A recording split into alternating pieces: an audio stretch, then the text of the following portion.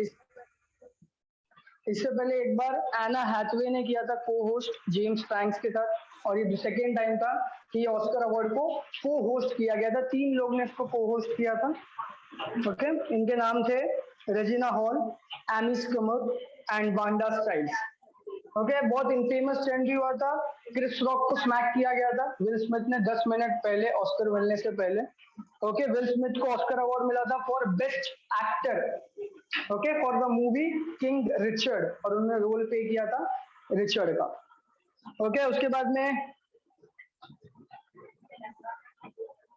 ये एक साल के अंदर जो भी इम्पोर्टेंट फिल्म हुई होती है ना, जनवरी 1 से लेके दिसंबर तक, एक साल पहले, लेकिन जैसे कि अभी 2022 में ऑस्कर हुआ है, तो 2021 की जो भी जनवरी 1 से लेके दिसंबर 2021 तक की फिल्म थी ना, इनको ऑनर किया जाता है। सिर्फ उनकी कंट्री की फिल्म्स नहीं, इंटरनेशनल फिल्म्स को, अपने देश के बाहर से ज्यादा फिल्म को। ओके, तो सबसे ज्यादा नॉमिनेशन मिले थे, नेटफ्लिक्स का मूवी था power of the dog, total 11 nomination थे, और सेकेंड नंबर पे ड्यून था। और सबसे ज्यादा अवार्ड किसने जीता? ड्यून ने जीता विद 5 अवार्ड्स। ओके, देख लेंगे किस किस को किस किस चीज के लिए अवार्ड मिला है। तो टोटल बेस्ट एक्टर का अवार्ड मिला, मैंने आपको बताया, विल स्मिथ को मिला for the movie king Richard. First page Hindu review का खोलना है, हिंदू रिव्यू का। ओके, आप लोग ने करंट अफेयर दूसरा खोल के रखे। ओके, तो बेस्ट एक्ट्रेस मिला लीडिंग रोल में जेसिका चैस्टेन को for the eyes of Tammy fire नाम की मूवी थी। इसके बाद में बेस्ट पिक्चर बनी, मतलब मूवी ऑफ द ईयर, कोडा, CODA, कोडा।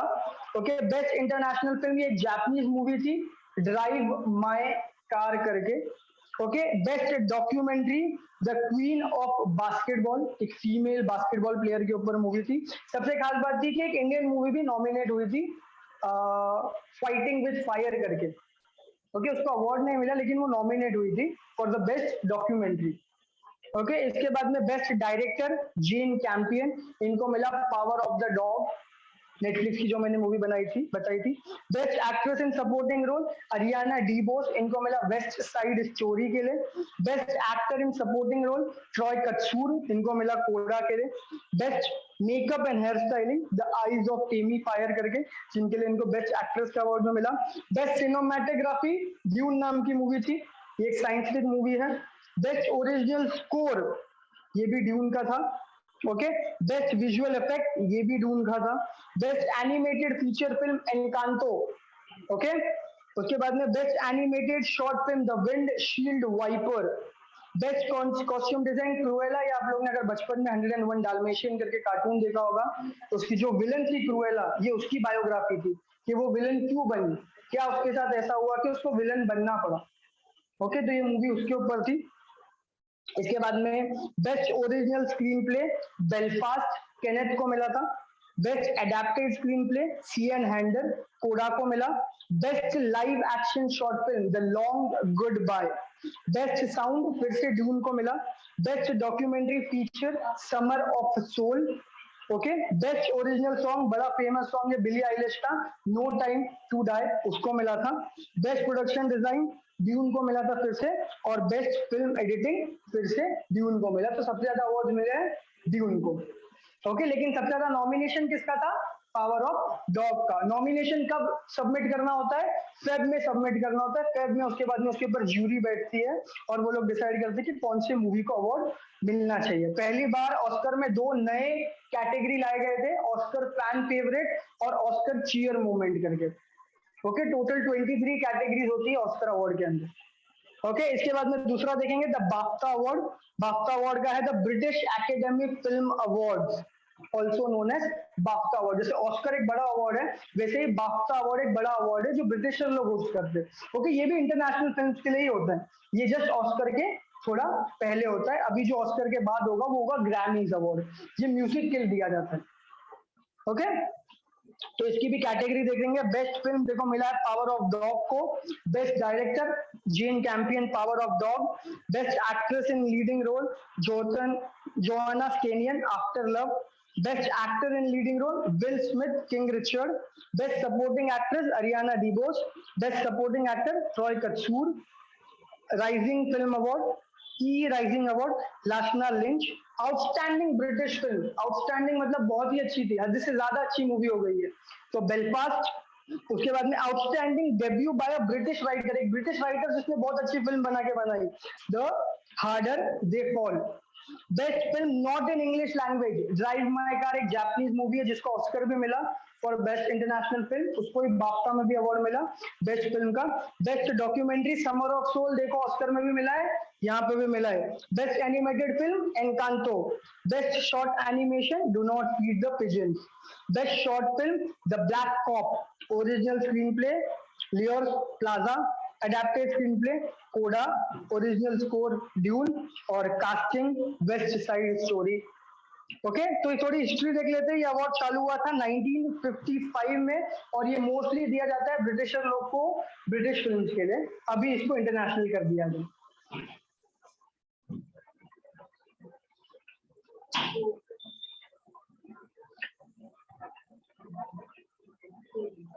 ओके, अगला बड़ा इंपॉर्टेंट न्यूज है, Shreyas Iyer and Amelia Kerr named ICC player of the year 2022। इनको अवार्ड दिया गया फॉर द बेस्ट प्लेयर, पूरे के पूरे सीजन के अच्छे प्लेयर थे ये लोग।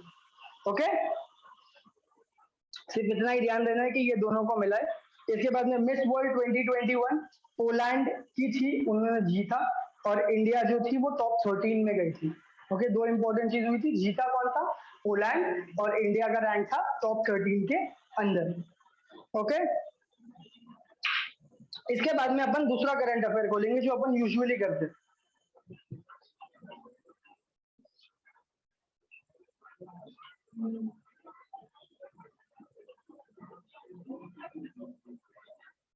इसमें आ जाएंगे अपन सबसे पहले पेज नंबर 17 एंड 18 पे, list of important dates. Okay, इसके ऊपर बड़ा क्वेश्चन पूछा जाता है कि कौन से दिन को कौन सा दिन मनाया जाता है। ओके, तो 1 मार्च जीरो डिस्क्रिमिनेशन डे, कोई भी भेदभाव होना नहीं चाहिए जाति प्रजाति में, सब इक्वल है, उसके लिए दिन को मनाया जाता है। मार्च 2 सिविल अकाउंट्स डे, सिविल मतलब सभ्य, सबके लिए। ओके, इसके बाद में मार्च 3 वर्ल्ड वाइल्ड लाइफ डे, मार्च 3 वापस वर्ल्ड हियरिंग डे, मार्च 4 नेशनल सिक्योरिटी डे। इसके बाद में सीधा अपन आ जाएंगे मार्च 9 पे, नो स्मोकिंग डे। ओके, ये याद रखना हमेशा सेकेंड वेडनेसडे ऑफ मार्च होता है, जो भी सेकेंड वेडनेसडे मार्च का आएगा उस दिन उसको मनाया जाएगा, उस दिन किसी को स्मोक नहीं करना है। ओके, मार्च 10 वर्ल्ड किडनी डे, ये भी सेकेंड थर्सडे ऑफ मार्च को मनाया जाता है। ओके, उसके बाद में मार्च 10 वापस इंटरनेशनल डे ऑफ वुमेन जज, दुनिया में जितनी भी वुमेन जज है उनको थैंक यू करने के लिए दिन को मनाया जाता है कि थैंक यू, आप हम लोग को कंट्रीब्यूट कर रहे हो कुछ। ओके, इसके बाद में आ जाएंगे बड़ा इंपॉर्टेंट है वापस मार्च 14 इंटरनेशनल डे ऑफ मैथमेटिक्स, कि जिनको भी मैथ पसंद है नहीं पसंद है उनके लिए भी बड़ा इंपॉर्टेंट डे। ओके, इसके बाद में आ जाएगा मार्च 15 वर्ल्ड कंज्यूमर राइट्स डे। इसके बाद में सीधा आ जाएंगे अपन मार्च 20 पे world frog day, international day of happiness. बोलिए कौन से पेज नंबर से करा रहे हो? पेज नंबर 19 पे हैं हम लोग, ये दूसरा वाला है, पहले वाले पीडीएफ में नहीं है, दूसरा पीडीएफ है, सीए पीडीएफ करके लिखा होगा।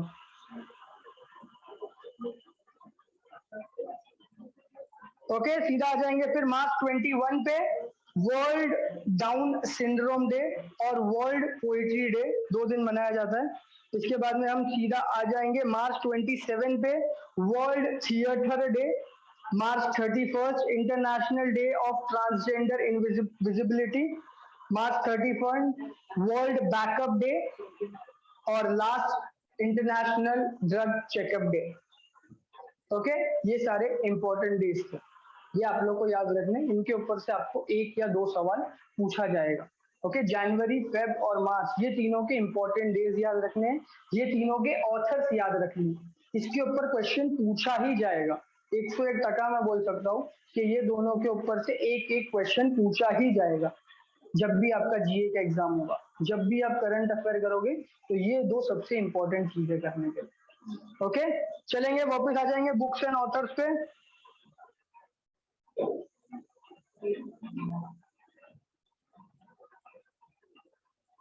ओके, ये है पेज नंबर 7 पे। ओके, तो सबसे पहली जो बुक आई थी उंगलियन ओबरून, ओके, ये एक ऑटोबायोग्राफी है, वन अमंग यू करके M.K. स्टैलियन ने लिखी है। ओके, ये तमिल मूवी है, तमिल बुक है। Okay, second book the queen of Indian pop Usha Uthup. Okay, Usha उत्तम के ऊपर बुक लिखी गई है, इसको लिखा है सृष्टि झा ने। ओके, इसके बाद में the blue book a writers journal, एक राइटर जब अपना जर्नल बनाता है वो कैसे बनाता है, एक जब रिपोर्टर अपना एक जर्नल बनाता है उसके डे टू डे एक्टिविटीज क्या होती है, उसकी लाइफ जब से उसने जर्नलिज्म चालू किया, जर्नलिज्म खत्म करने तक, या उसकी आफ्टर लाइफ जब उसने छोड़ दिया जॉब उसके बाद भी वो क्या करता है, वो सारी की सारी चीजें बुक के अंदर लिखी गई है। ओके, ये लिखी थी अमितावा कुमार ने। Okay, on board my years in BCCI. Okay, Ratnakar Shetty की ऑटोबायोग्राफी है। रत्नाकर शेट्टी अपने प्रेसिडेंट थे पहले बीसीसीआई के। ओके, तो इन्होंने ये खुद ही बुक लिखी, खुद के ऊपर इन्होंने एक ऑटोबायोग्राफी लिखी है कि जब ये बीसीसीआई में थे तो कैसा बीसीसीआई था, इनका लाइफ स्ट्रक्चर कैसा था, इंडियन क्रिकेट कैसा था। ओके, इसके बाद में अनिफाइल्ड बैरर इंडियाज ऑयल स्टोरी रिक्षा मिश्रा ने लिखी है। ओके, ये तीन बुक अपने लिए इंपॉर्टेंट है। टोटल अपन ने कितनी देखी, 1 2 3 4 5 बुक्स देखी। ये 5 बुक्स आपको देखनी है मार्च की, और इनके ऑथर के नाम याद रखने हैं। ओके, इसके बाद आ जाते हैं अपॉइंटमेंट्स एंड रेजिग्नेशन, किनको नौकरी मिली और किनको नौकरी से निकाला गया। इसके ऊपर भी एक क्वेश्चन पूछा जाता है कि किसको कौन से बैंक में या कौन से डिफेंस में कहाँ पे नौकरी मिली। तो सबसे पहले है मधुभी पुरी बुच, ये है चेयरपर्सन किसके, सेबी के, बहुत इंपॉर्टेंट है, stock exchange board of India, SEBI के नए चेयरपर्सन है। Okay, Akshay Vidhani CEO of Yash Raj films ना, जितने आपने शाहरुख खान के पिक्चर देखे, करण जौहर के पिक्चर देखे, सारे के सारे यशराज बनाता है। Okay, Sunil Agarwal CFO LIC India, life insurance corporation of India. Okay, TS Ramakrishnan MD and CEO of LIC mutual fund, दोनों में डिफरेंस है, पहला है लाइफ इंश्योरेंस, दूसरा है म्यूचुअल फंड्स। ओके, इसके बाद में Sanjiv Kapoor CEO Jet Airways, Vidya Balan brand ambassador Bharti AXA life insurance. Okay, इसके बाद में Nitin Chugh DMD SBI, justice DN Patel chairperson telecom dispute settlement and appellate tribunal. क्या होता है जब कोई कंपनी के बीच में डिस्प्यूट हो जाता है, समझो एयरटेल और वोडाफोन के बीच में कोई एक टावर को लेके झगड़ा हो गया है कि ये टावर मेरे एरिया में, तेरा टावर ऐसा कैसा है, तो उसके लिए पूरी की पूरी ऑर्गेनाइजेशन रहती है जहाँ पे प्रॉब्लम को सॉल्व किया जाता है। ओके, उसके ये चेयरपर्सन बने। ओके, आईआरडीआई के नए चेयरपर्सन आए हैं देवाशीष पांडे। ओके, इसके बाद में सीधा अपन देखेंगे एयर इंडिया, एन चंद्रशेखर, ये भी चेयरमैन बने हैं एयर इंडिया के। Rajnath Ranjit Nath chairman and MD Oil India. T Rajkumar Singapore के हैं, ये प्रेसिडेंट बने हैं financial action task force. Okay, उसके बाद में सीधा आ जाएंगे Bajaj Allianz general insurance, MD and CEO Tapan single.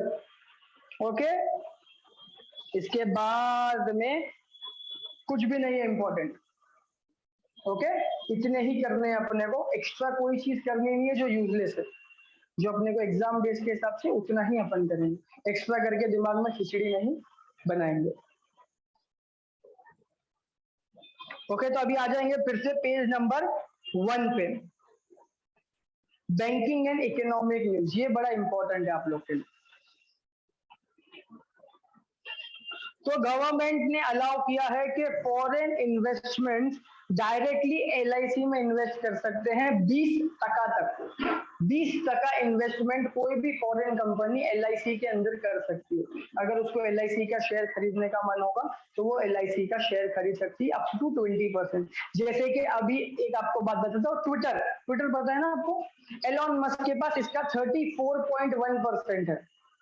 Elon Musk ने बोला कि कल को जाके मेरे को तुम ट्विटर पूरा संभालने के लिए नहीं दोगे तो मैं मेरा शेयर बेच दूंगा। अगर एलॉन मस्क अपना शेयर बेच देगा तो ट्विटर कंपनी डूब जाएगी, क्योंकि he has the most rights in the company. हाँ, he has the most rights in the company. तो उसने ट्विटर को खरीदने के लिए 44 बिलियन का ऑफर दिया कि मैं 44 बिलियन पे करता हूँ, मेरे को पूरा का पूरा 100% शेयर दे दो, मैं अपने हिसाब से ट्विटर को चलाऊंगा। अगर आप लोग ट्विटर को चलाते रहे तो ये भी फेसबुक की तरह एक दिन डूब जाएगा। Okay, Bank of Maharashtra has tied up with Mahagaram to roll out Bank Sakhi product in Odisha. Bank of Maharashtra कहाँ का है? महाराष्ट्र का। इसने एक प्रोजेक्ट बनाया है फीमेल्स के लिए, कहाँ पे? ओडिशा में। बैंक सखी करके खोल रहा है ताकि वहां की फीमेल लोग को हेल्प कर पाए, उनको लोन दे पाए। Okay, HDFC Finance Asia's largest waste to energy plant in Indore Gobardhan plant. Okay, ये अपन ने फेब के करंट अफेयर में देखा था कि इंदौर के अंदर सबसे बड़ा वेस्ट प्रोजेक्ट प्लांट बन रहा है कि वेस्ट से अपन इलेक्ट्रिसिटी कैसे बना सकते हैं, वेस्ट से पावर कैसे बना सकते हैं। तो उसको स्पॉन्सर कौन कर रहा है? उसको स्पॉन्सर HDFC बैंक कर रहा है। ओके, इसके बाद में फाइनेंस मिनिस्ट्री लॉन्चेस ई बिल सिस्टम। अभी कंपलसरी हो गया है कि हर चीज के लिए अगर आप जीएसटी भी भरते हो तो आपके पास उसका ई वॉइस होना चाहिए, आपको इनवॉइस रखना ही पड़ता है। फाइनेंस मिनिस्ट्री ने अब से ये कंपल्शन कर दिया है। ओके, इसके बाद में Axis bank commit $150 million loan to health care sector via Samriddhi faculty. Samriddhi faculty के द्वारा एक्सिस बैंक ने टोटल $150 मिलियन का लोन पास किया है। ओके, याद रखना एक्सिस बैंक इंडिया का 3rd largest private sector bank है। Okay, and bank with the most branches in India is Punjab National Bank. Bank with the most branches in the world, Bank of Baroda. Okay, and the largest commercial bank SBI। Okay, चलेंगे आगे। Axis bank का पहले नाम था UTI bank करके, याद रखना। जब ये प्राइवेट हुआ उसके पहले इसका नाम था UTI बैंक करके, क्योंकि आपको ऐसे कभी के ना इजी से क्वेश्चन पूछ लिए जाते हैं बैंकिंग के अंदर और अपने को समझ में नहीं आता कि क्या उसका नाम था। तो जब अपन करंट अफेयर करेंगे, जो मेरे को एक्स्ट्रा इन्फॉर्मेशन पता है मैं आप लोग को देते जाऊंगा। चलेंगे आगे। RBI launches Beware, a booklet on modus operandi of financial fraud। कैसे फ्रॉड होता है अपने कंट्री में, उसके ऊपर RBI ने पूरा का पूरा ब्रोशर बनाया कि भाई आप इसको पढ़ो और जानकारी लो कि आपके साथ ये कभी फ्रॉड ना हो। Okay, RBI launches UPI faculty payment, UPI 123 pay for feature phones and डिजी संगति 24/7 हेल्पलाइन फॉर डिजिटल पेमेंट। एक डिजिटल पेमेंट के लिए हेल्पलाइन खोल दिया कि आपने समझो गलती से किसी को पैसा भेज दिया और पैसा चला गया और सामने वाला भी आपको पैसा देने के लिए रेडी नहीं है। अगर सामने वाले ने पैसा खर्चा नहीं किया होगा तो RBI वो पैसा आपको रिटर्न दिलवाएगा। अगर सामने वाले ने खर्चा कर दिया तो कोई ऑप्शन ही नहीं है, तो पैसा चला गया भाई। अगर नहीं होता है, उसके पास अभी भी वो पैसा पड़ा है, उसके अकाउंट में दिखा रहा है, तो RBI वो ट्रांजेक्शन को रिवर्स कर सकता है। और एक चीज कि RBI ने ऑफलाइन पेमेंट चालू किया था, अप टू 200 रुपीज आप किसी को भी SMS के द्वारा भेज सकते हो और इसका लिमिट है 2000 रुपया। कैसे भेज सकते हो? बैंक में जाके आपको पहले बोलना पड़ता है कि भाई मेरे को ये SMS का फैकल्टी चाहिए। तो बैंक वाला क्या करता है, आपके अकाउंट में समझो 10,000 रुपए, उसमें से 2000 रुपए पहले निकाल लेगा, एक उसको नया अकाउंट बना के वहां पे डाल देगा। जब भी आप किसी को ऑफलाइन के द्वारा मैसेज करके पैसा भेजना चाहोगे तो एक बार में सिर्फ 200 रुपया भेज सकते हो और एक दिन में 2000 रुपए भेज सकते हो। ओके, आपको पहले जाके बैंक में बोलना पड़ता है कि मेरे को ये फैसिलिटी चाहिए। ओके, चलेंगे आगे।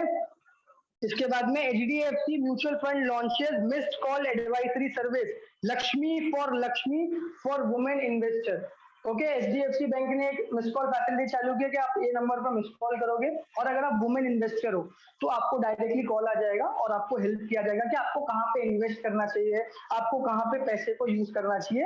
ये प्रोग्राम का नाम था लक्ष्मी फॉर लक्ष्मी। लक्ष्मी मतलब पैसा और दूसरी लक्ष्मी मतलब female.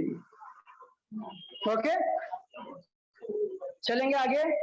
Axis Bank has rolled out an initiative called Housework is Work to offer opportunities to such urban educated women who wants to rejoice the professional space। उनके लिए था, अभी समझो आप प्रेग्नेंट हो गए, आपने जॉब छोड़ दिया, अभी आपको जॉब नहीं मिल सकती, तो इसके लिए एक्सिस बैंक ने प्रोग्राम लॉन्च किया कि वर्क इज वर्क फीमेल्स के लिए, कि अभी आप जॉब नहीं करते थे लेकिन आप अर्बन एरिया में रहते हो, मुंबई में रहते हो, आप वापस जॉब करना चाहते हो, तो हम आपको जॉब अपॉर्चुनिटीज देंगे, हम आपको जॉब लगा के देंगे। क्यों ये सारा का सारा मार्च महीना वुमेन के ऊपर था? क्योंकि यहाँ पे वुमेन्स डे मनाया जाता है। ये पूरा मंथ ही वुमेन्स के लिए। अब जितने भी न्यूज देखोगे महीने में सारे के सारे वुमेन्स से रिगार्डेड ही थे। लक्ष्मी फॉर लक्ष्मी, वर्क उनको देना चाहिए, इन्वेस्टमेंट उनके लिए, महाराष्ट्र बैंक ओडिशा में बैंक सखी खोल रहा है, सारा का सारा वुमेन के लिए हो रहा है। याद रखना मार्च को मंथ ऑफ वुमेन बोला जाता है, अप्रैल को मंथ ऑफ स्ट्रगल बोला जाता है। ओके, क्योंकि न्यू फाइनेंशियल ईयर स्टार्ट होता है, इसके लिए इसको मंथ ऑफ स्ट्रगल बोला जाता है। ओके, आगे चलेंगे। Employees Provident Fund Organization has lashed interest rate on provident funds to 8.1%. Okay, इन्होंने अपना इंटरेस्ट रेट बढ़ा दिया पीएफ पे। ओके, पहले ये होता था 7.5%, अभी ये हो गया 8.10%। ओके, इसके बाद में सीधा नीचे आ जाएंगे। ओके, आरबीआई ने एक रेगुलेटरी लॉन्च किया है फॉर माइक्रो फाइनेंस लोन्स के लिए। Okay, a microfinance loan is defined as a collateral fee given to the household having an annual household income of rupees 3 lakh rupees. Okay, ये collateral की तरह होता है, मतलब अगर आप पैसा नहीं चुका पाओगे तो ये आरबीआई चुकाएगा। ओके, तो टोटल इसका लिमिटेशन कितना है? 3 लाख रुपए तक का। 3 लाख रुपए तक का अगर आपने हाउस होल्ड लोन लिया है, रेनोवेशन के लिए लिया है, पर्सनल लोन लिया है, प्रॉपर्टी खरीद के लिया है, तो इसके लिए एक रेगुलेटरी लॉन्च किया है। Okay, minimum requirement of microfinance loan has been revised to 75% of the total asset. अगर आपके पास 100 रुपए की चीज है तो उसका वैल्यू सिर्फ 75 रुपया ही लिया जाएगा। Only 75% of the value has been taken. अगर आप ये 1000 रुपए की चीज खरीदते हो तो उसका वैल्यू आरबीआई से 750 रुपया ही गिरेगा। 250 रुपया डिप्रिसिएशन मान लेगा कि जब कोई आप 1 साल बाद देने जाओगे तो डिप्रिसिएशन तो लगेगा ना, इसको जंग लगेगा, इसका भाव गिरेगा ना। अगर आज को मैं कंप्यूटर खरीदता हूँ, अगर मैं आज i10 खरीदता हूँ तो कल को जाके i11 आएगा ना, उसका डिप्रिसिएशन पड़ेगा ना। अगर आज मैं एक बाइक खरीदता हूँ जो 2010 की मॉडल है तो डिप्रिसिएशन चार्ज होएगा ना मेरे को। वैसे ही एसेट्स पे भी उन्होंने बोला कि हम सिर्फ 75% वैल्यू ही रखेंगे, जो बचा हुआ 25% है वो आपका डिप्रिसिएशन होगा। ओके, आगे चलेंगे।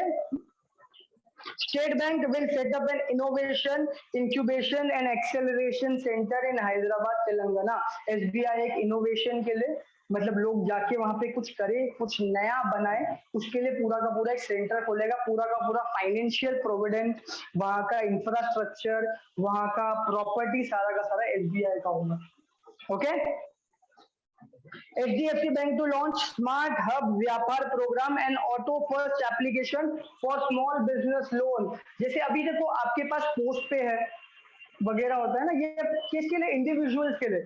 आप जाते हो ऑटोमेटिकली पे कर देते हो।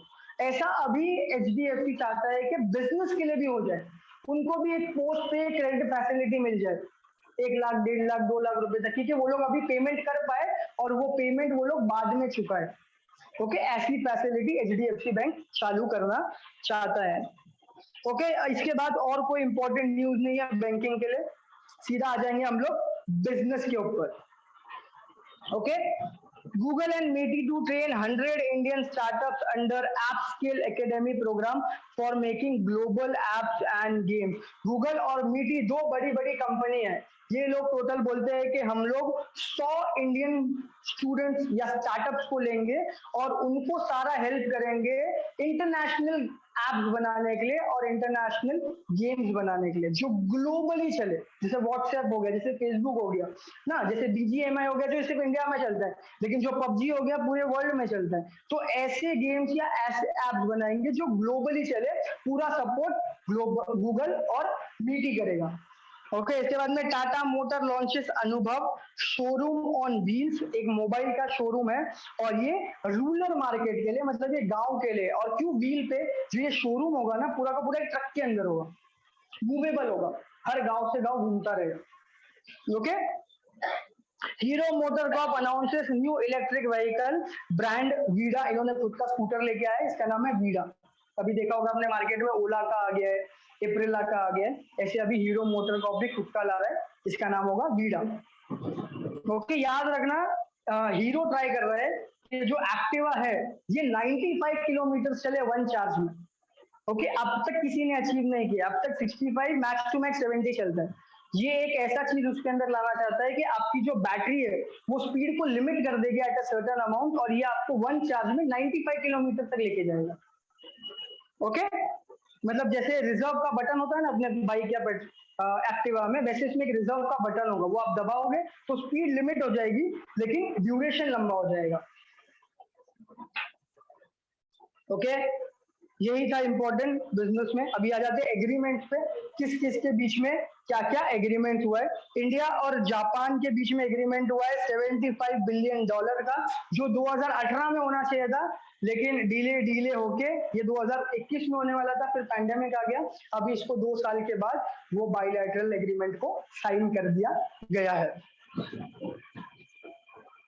ओके, इंडिया और ITUI ये दोनों के बीच में एग्रीमेंट हुआ है। India signed host country, India बना होस्ट कंट्री ITUI के लिए। जब भी अगली बार ITUI होगा वो इंडिया में होना चाहिए, या फिर पूरा अगर कोई और कंट्री में भी होता है तो पूरा का पूरा होस्टिंग इंडिया करेगा। ओके, इसके बाद में एक्सिस बैंक और एयरटेल ये दोनों के बीच में एग्रीमेंट हुआ है, बूस्ट इंडिया डिजिटल इकोसिस्टम। याद रखना एयरटेल खुद भी एक बैंक है। सेकेंड शेड्यूल के अंदर एयरटेल पेमेंट बैंक बन गया। आरबीआई ने उसको जनवरी में ही राइट दे दिया था कि आज से वो एज अ बैंक काम कर सकते हैं, और एक्सिस बैंक खुद एक बैंक है, तो ये दोनों एक दूसरे को डिजिटली सपोर्ट करने के लिए एक नया इकोसिस्टम बनाने की कोशिश करेंगे।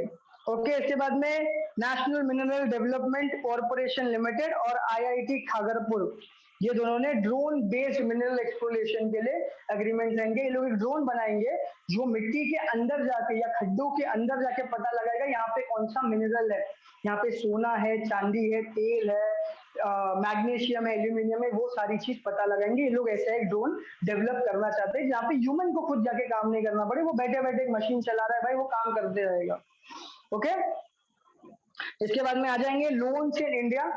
ओके, लास्ट वाला न्यूज याद रखना, अपन ने छोड़ दिया, वो इंपॉर्टेंट नहीं है जो एग्रीमेंट का है। लोन्स इन इंडिया, ये तो आपको पता ही होगा कि इंडिया श्रीलंका गवर्नमेंट को टोटल 8 बिलियन का लोन दिया ताकि वो लोग अपने क्राइसिस से निकल पाए, अपना क्राइसिस सॉल्व कर पाए।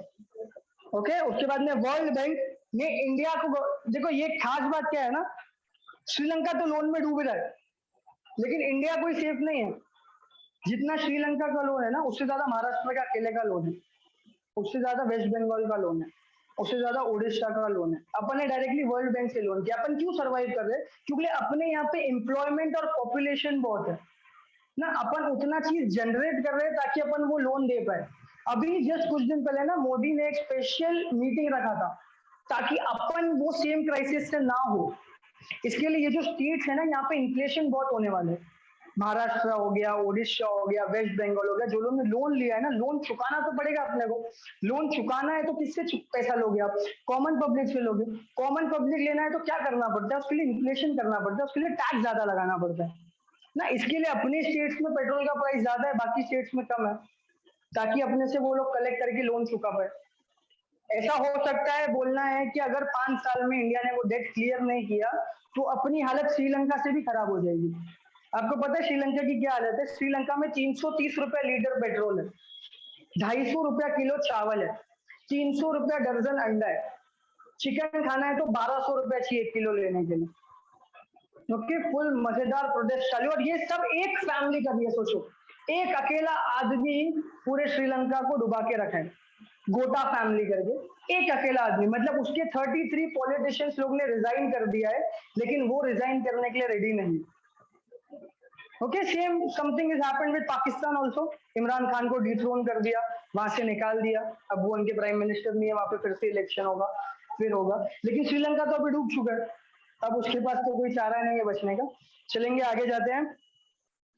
तो 2 लोन हुए थे, इंडिया ने श्रीलंका को दिया 1 बिलियन का लोन, और वर्ल्ड बैंक ने ममता देवी, क्या ममता बनर्जी, उनके स्टेट वेस्ट बंगाल को लोन दिया टोटल 125 मिलियन का। ओके, कॉन्फ्रेंस देखेंगे कौन से इंपॉर्टेंट कॉन्फ्रेंस हुए। तो ओशियंस 2020 कॉन्फ्रेंस हुआ एक्सपोजिशन का, ये हुआ था IIT मद्रास में। ओके, मद्रास और चेन्नई में हुआ था। ये ओशियन टेक्नोलॉजी के लिए हुआ था, समुद्र के टेक्नोलॉजी के लिए किया गया था। ओके, ये इंडिया में पहली बार हुआ था और इसका थीम था इंस्पायर इनोवेट सस्टेन। कैसे आप सस्टेन को अच्छा कर सकते हो, वेस्ट रिसाइकल को कैसे अच्छे यूज कर सकते हो, उसके लिए था ये। उसके बाद में 5th United Nations environment assembly, इसको होस्ट खुद UNEP ने किया था। ओके, इसका थीम था strengthening action for nature achievement and sustainable development goal. देखना हर जगह पे सस्टेनेबल की होगी क्योंकि अपना एनवायरनमेंट बड़ा खराब है ना। 75% पानी हो गया है, कुछ टाइम में 100% होगा तो अपन खत्म हो जाएंगे।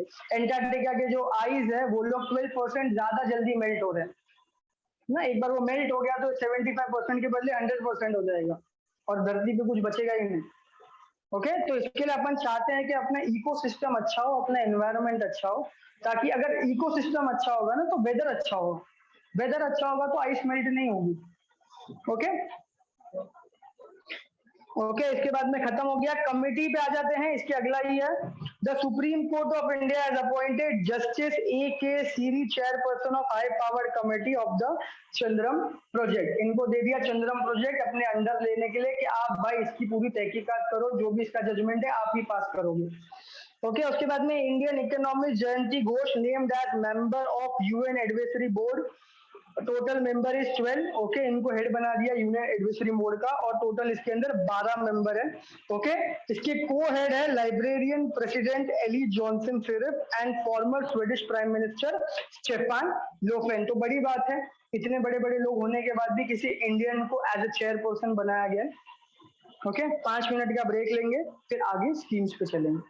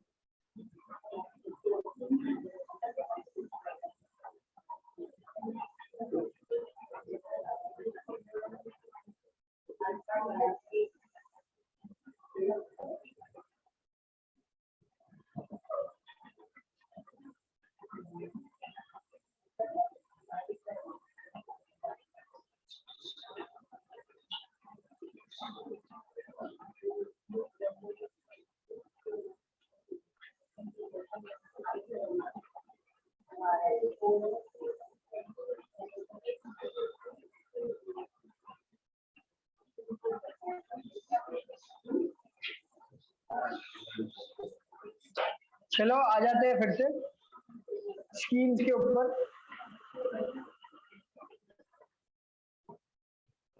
ओके, तो सबसे पहली जो स्कीम आई थी वो थी कौशल्य मातृत्व योजना। ओके, कौशल्य मातृत्व योजना, इसको छत्तीसगढ़ के चीफ मिनिस्टर भूपेश बघेल जी ने लॉन्च किया था। ये लॉन्च किया गया था 500 वुमेन जो लोग अपने सेकेंड बच्चे को बर्थ देते हैं ना, उनको असिस्टेंस देने के लिए। जब उनका सेकंड चाइल्ड होता है ना तो उनको फाइनेंशियली हेल्प करने के लिए। ओके, इनका टारगेट था टोटल 500।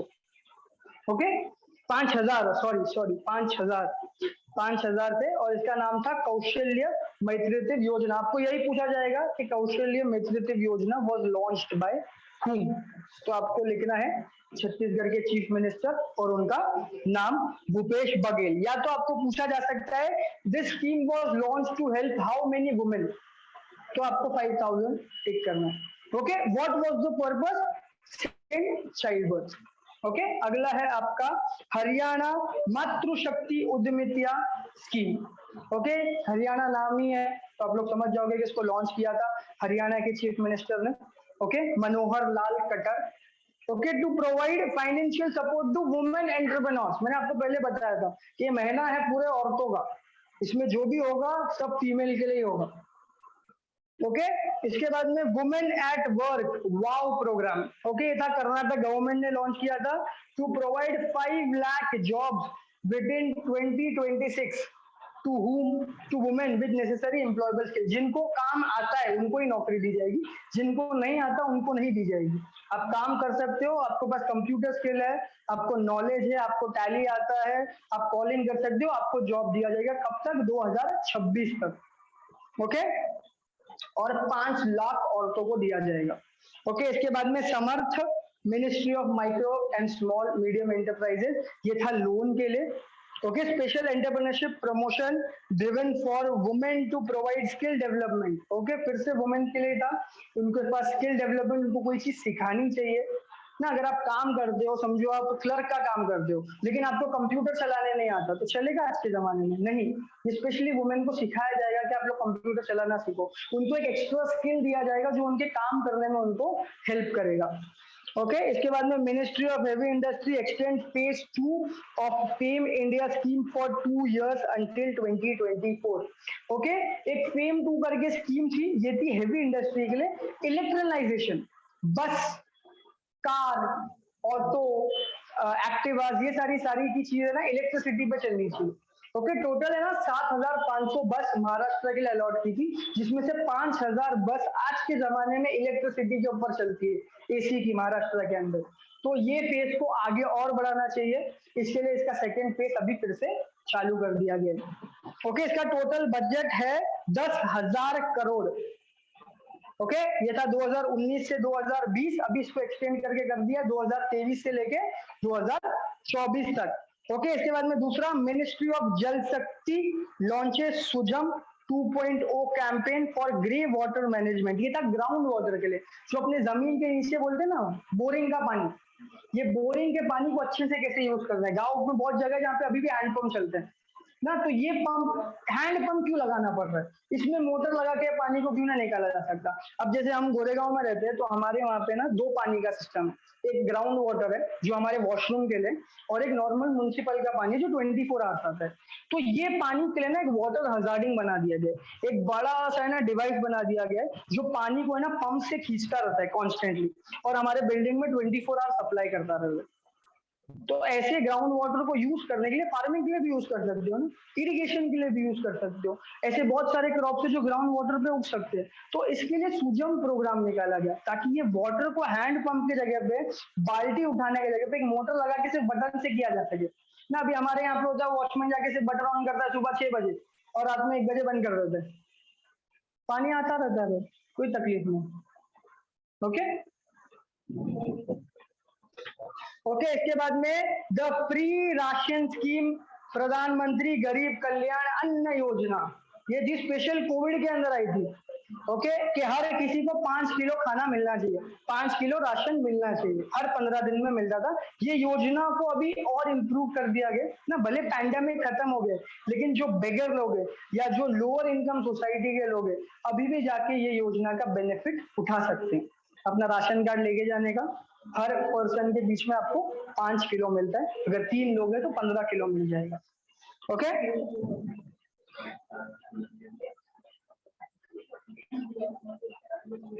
और इसको सितंबर 2022 तक कर दिया है। ये पहले मार्च तक था, मतलब ये अभी खत्म होने वाला था, अब इसको 2022 सितंबर तक कर दिया, 6 महीने का इसमें एक्सटेंशन ऐड कर दिया गया। Okay, union cabinet has approved a new scheme called raising and acceleration. Okay, ये भी एमएसएमई के लिए था। ये अपन ने जब फाइनेंस देखा था ना, यूनियन बजट देखा था, उसके अंदर अपन ने देखा था कि एमएसएमई के लिए एक रैंप प्रोग्राम आया, इनके पास लोन फैसिलिटी अच्छी करने के लिए। इनका पहले 2 लाख रुपए का था, अभी इसको मिनिमम 5 लाख कर दिया। पहले टोटल 25 करोड़ रुपया था, अब इसको टोटल 50 करोड़ कर दिया गया। छोटी इनकम के लिए भी है और बड़े कंपनीज के लिए भी है, दोनों को हेल्प करने के लिए ये रैम्प प्रोग्राम आया गया था। तो इसमें क्या चेंज हुआ वो देखते हैं। The scheme is a world bank assisted central sector scheme and would commence in 2022 to 2023 और इसके लिए टोटल 6042 करोड़ का बजट निकला गया। इसको डायरेक्टली वर्ल्ड बैंक प्रमोट कर रहा है, इंडियन गवर्नमेंट प्रमोट नहीं कर रही। इसको जो भी पैसा है पूरा का पूरा वर्ल्ड बैंक देने वाला है और इसका आउटले है 6042 करोड़ का। ओके, इसके बाद में रैंकिंग देख लेते हैं कौन कितने रैंक पे आता है। तो India is ranked in third most number of billionaire. India में थर्ड मोस्ट नंबर बिलियनर्स है। ओके, बिलियनर मतलब करोड़पति के भी ऊपर वाले लोग, जैसे अपना अडानी, मुकेश अंबानी, ये लोग बिलियनर है। याद रखना, Mukesh Ambani globally 9th rank पे आता है इन the world top billionaire. Okay, और दुनिया में सबसे महंगा घर भी मुकेश अंबानी का ग्रैंड रोड में एंड हिल। ओके, चलेंगे। इंडिया रैंक्स 120 इन सस्टेनेबल डेवलपमेंट। अपने कंट्री में जो सस्टेनेबल, जो अपना वेस्ट है उसको रीयूज करने के लिए इंडिया का रैंक वर्ल्ड में 120 है। टोटल दुनिया के अंदर 249 कंट्रीज है, उसके अंदर अपना रैंक 120 है। ओके, नंबर 1 पे फिनलैंड है, नंबर 2 पे स्वीडन है, नंबर 3 पे डेनमार्क है, नंबर 4 पे जर्मनी है, नंबर 5 पे बेल्जियम है। ओके, इसके बाद में आ जाएंगे खत्म। इसके बाद में अवार्ड देख लेंगे। Boltzmann medal for the year professor Deepak Dhar को मिला Boltzmann medal of the year. Okay, 2100 Miss World मैंने आपको बता दिया था कि पोलैंड की कैरोलिना ब्लिसविक को मिला गया मिस वर्ल्ड। ये अपन ने जब पहले स्टार्ट किया था तभी ये देखा था। और इंडिया को रिप्रेजेंट किया था मानसा वाराणसी। ओके, इसके बाद में 2022 GD Birla award for scientific research Narayan Pradhan. Okay, इसके बाद में सीधा जाएंगे 2022 एबल प्राइज, ये मिलता है अमेरिकन मैथमेटिशियन डेनिस पी सुविलन को। ओके, इसके बाद में बाफ्टा अवार्ड भी अपन ने देख लिया, एकेडमी अवार्ड भी अपन ने देख लिया। अपन आ जाएंगे सीधा डिफेंस के ऊपर। ओके, तो लास्ट में अपन ने 4 एक्सरसाइज देखे थे, हर एक के हुए थे, नेवी, आर्मी, एयरफोर्स और मिसाइल। ये चारों का चारों फरवरी में हुआ था। अब ये महीने में देखते हैं कि कौन कौन सी एक्सरसाइज हुई थी इंडिया के अंदर। ओके, तो सबसे पहला था एक्सरसाइज वायु शक्ति। वायु से समझ जाने का एयर, तो ये एयर एक्सरसाइज इसको करेगा कौन? इंडियन एयरफोर्स ही करेगा। ओके, वेन्यू था पोखरण, बड़ा फेमस है पोखरण, आपको पता होगा कितना बड़ा मिशन भी हुआ था इसके ऊपर। अपना सबसे पहला न्यूक्लियर पावर प्लांट भी पोखरण में बनाया गया था। ओके, ये है जैसलमेर में और डेट था मार्च 7, 2022। ओके, इसके बाद में एक्सरसाइज क्लिनिक्स, ये था मैरी टाइम एक्सरसाइज, मतलब पानी के अंदर की जांच करने के लिए एक्सरसाइज। ओके, इसके 2 मेंबर थे, इंडिया और श्रीलंका। ये हुआ किधर था? विशाखापट्टनम ने। इसका डेट था मार्च 7 से मार्च 10। इसके बाद में एक्सरसाइज कोल्ड रिस्पॉन्स 2022। ओके, ये था मिलिट्री एक्सरसाइज। ओके, इसके अंदर सारे नाटो मेंबर्स ने पार्टिसिपेट किया था। नाटो पता है ना, नॉर्थ अटलांटिक ट्रीटी ऑर्गेनाइजेशन, वो सारी कंट्री, मतलब इसके अंदर इंडिया पार्टिसिपेट नहीं था, लेकिन ये इंपॉर्टेंट है क्योंकि अभी वॉर चालू है ना। ओके, ये हुआ किधर था? नॉर्वे में, मार्च 10 से लेके अप्रैल 1 तक। हाँ, मार्च 14 से लेके अप्रैल 1 तक। ओके, इसके बाद में आ जाएंगे सीधा अपन इंडियन ओशियन नेवल सिपोनिज्म। ये था ह्यूमैनिटेरियन एक्सरसाइज कि कल को जाके सुनामी आ जाता है पानी में, तो उससे कैसे बचेंगे भाई आसपास के लोग। ये जांच करने के लिए कि कैसे बचा जा सकता है, क्या अपन ये डिजास्टर से बचने के लिए कर सकते हैं, क्या अपन ऑब्जेक्टिव्स कर सकते हैं, क्या रास्ता बना सकते हैं, इसके लिए ये एक्सरसाइज किया गया था। ओके, इसके मेंबर थे मेंबर नेशंस ऑफ आईओएनएस। आईओएनएस मैंने आपको बताया इंडियन ओशियन के अंदर जितने भी लोग आते हैं, इंडियन ओशियन के पास जो भी कॉन्टिनेंट या जो भी कंट्री है, वो सारे लोगों ने ये साइंटिफिक के अंदर पार्ट लिया था। ओके, ये हुआ था गोवा और अरेबियन सी के अंदर, मतलब हो रहा था इंडिया के अंदर ही। ओके, मार्च 26 से लेके मार्च 30 तक। ओके, इसके बाद में आ जाते हैं एक्सरसाइज प्रस्थान। ये था ऑफ शोर सिक्योरिटी एक्सरसाइज। अभी पानी के अंदर का सिक्योरिटी तो पता है कैसे करना है भाई, नेवी कर लेगा भाई, लेकिन पानी के बाहर का क्या? पोस्ट का सिक्योरिटी कैसे करेंगे, उनको भी ट्रेनिंग देना चाहिए ना। तो उनके लिए एक एक्सरसाइज रखा गया था, जो पोस्ट को गार्ड करते हैं, जो पोस्ट को गार्ड करते हैं उनको ट्रेन किया जाए, उनको बताया जाए कि भाई क्या मेजरमेंट लेना चाहिए, कल को तुम्हारे इधर पायरेट आ गया तो कैसे बचेगा भाई, तेरे को तो बंदूक चलाना भी नहीं सीखा हम लोग ने। तो उनको ट्रेनिंग दिया जाता है कि भाई कैसे कैसे आपको क्या करना चाहिए। ओके, ये था इंडियन नेवी की तरफ से और ये था मुंबई के अंदर। ओके, और ये हुआ था मार्च 23, 2020 को। ओके, नेशनल न्यूज तो मैंने आप लोगों को लास्ट टाइम बता दिया था, जो भी पीएम मोदी से रिलेटेड होता है या बीजेपी से रिलेटेड होता है वो सारा आपको देखना ही देखना है, क्योंकि इट्स वेरी इंपॉर्टेंट, क्योंकि वो अभी रूलिंग पार्टी है। ओके, तो बहुत सारे तो हमने देखेंगे, वो आप लोग आराम से बैठ के देख लेना कि जो भी पीएम मोदी का है या फिर बीजेपी का है वो अपने को देखना है। इसके बाद में आ जाते हैं अपन स्पोर्ट्स पे, बड़ा इंपॉर्टेंट है, 2 क्वेश्चन आना ही आना है करंट अफेयर के अंदर स्पोर्ट्स के ऊपर। ओके, तो सबसे पहला है अपना Nikhat Zareen 52 kg and Neetu 48 kg wins gold medal at the 73rd Srajan Memorial Boxing Tournament। Okay, इन्होंने गोल्ड मेडल लाया इन बॉक्सिंग, एक की 52 kg की और एक की 48 kg की। एक का नाम है निखत जरीन और एक का नाम है नीतू। ओके, इंडिया ने टोटल 3 मेडल लाए इसके अंदर, ब्रोंज भी मिला था अपने को, सेटल फॉर ब्रोंज। ओके, इसके बाद में the 12th edition of ICC women's cricket world cup kicked off in New Zealand. March 4 से चालू हो गया है आईसीसी क्रिकेट कप न्यूजीलैंड के अंदर और ये चलेगा अप्रैल 3 तक। Okay, Mithali Raj becomes the first women cricketer to appear at 6 World Cup। Total 6 world cup में पार्टिसिपेट किया मिताली राज ने, वर्ल्ड के अंदर पहली क्रिकेटर है। 6 वर्ल्ड कप, मतलब अगर वुमेन्स वर्ल्ड कप 2 साल में भी होता होगा तो 12 साल। ओके, हर साल तो नहीं होता होगा, इतना मेरे को आइडिया है। Overall 3rd cricketer after Sachin Tendulkar and Javed Miandad. Okay, total 3 cricketer लोग हैं जिन्होंने 6 वर्ल्ड कप देखा है। एक है जावेद मियांदाद पाकिस्तान के और इंडिया के सचिन तेंदुलकर और उसके बाद अभी मिताली राज।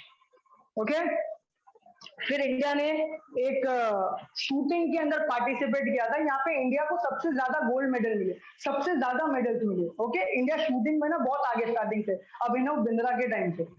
ओके, तो इंडिया ने इसमें पार्टिसिपेट किया था, इसमें बड़ी बड़ी कंट्रीज ने पार्टिसिपेट किया, जैसे कायरो, इजिप्ट, नॉर्वे। ओके, तो इंडिया के अंदर कौन कौन जीता, रही सरोबत, ईशा सिंह एंड रिदम सांगवान, इनको मिला वुमेन 25 पिस्टल में। ओके, इसके बाद में सौरभ चौधरी, इनको मिला 10 मीटर एयर पिस्टल।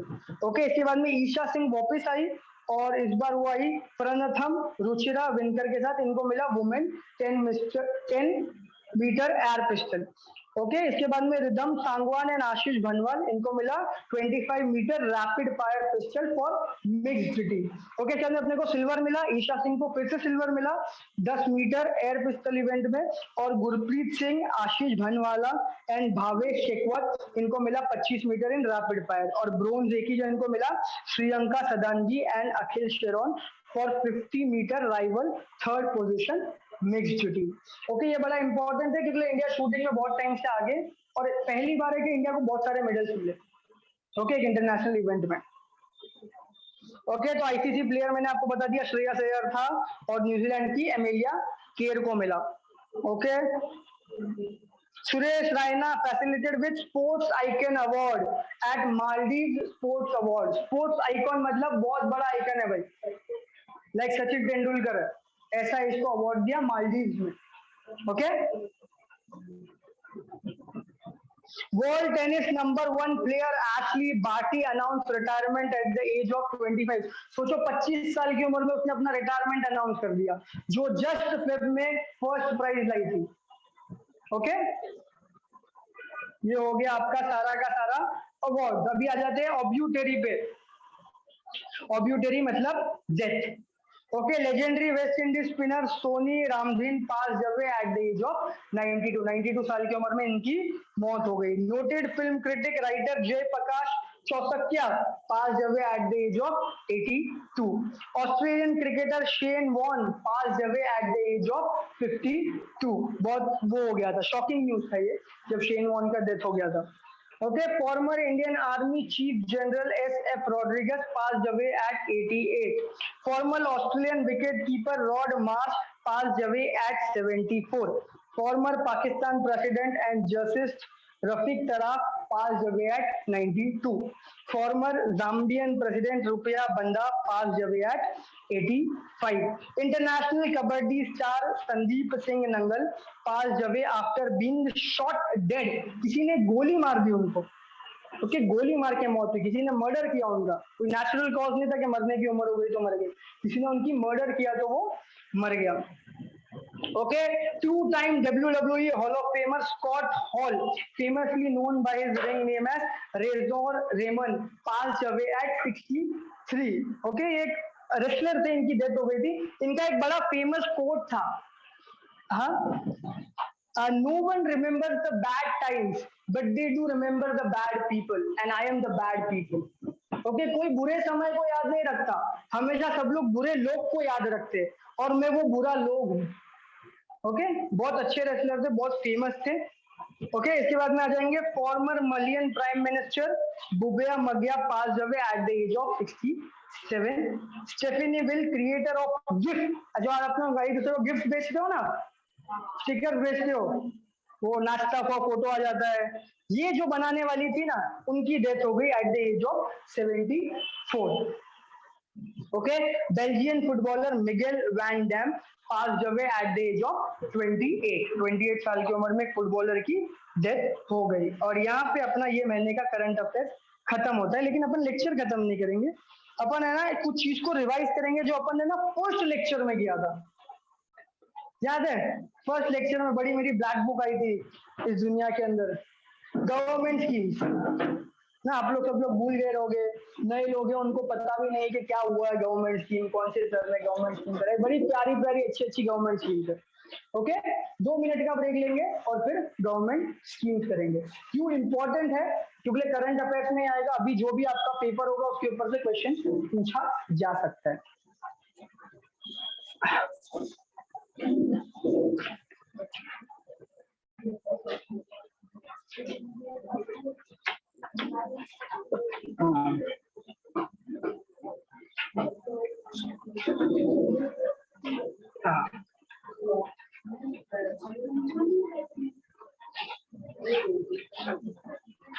अरे मैं आप लोग के लिए तोहफा भी लाया हूँ जी, मैं देखे जाऊंगा. आप लोग हर ब्रांच में हो गया, आप लोग का भी होके जाएगा.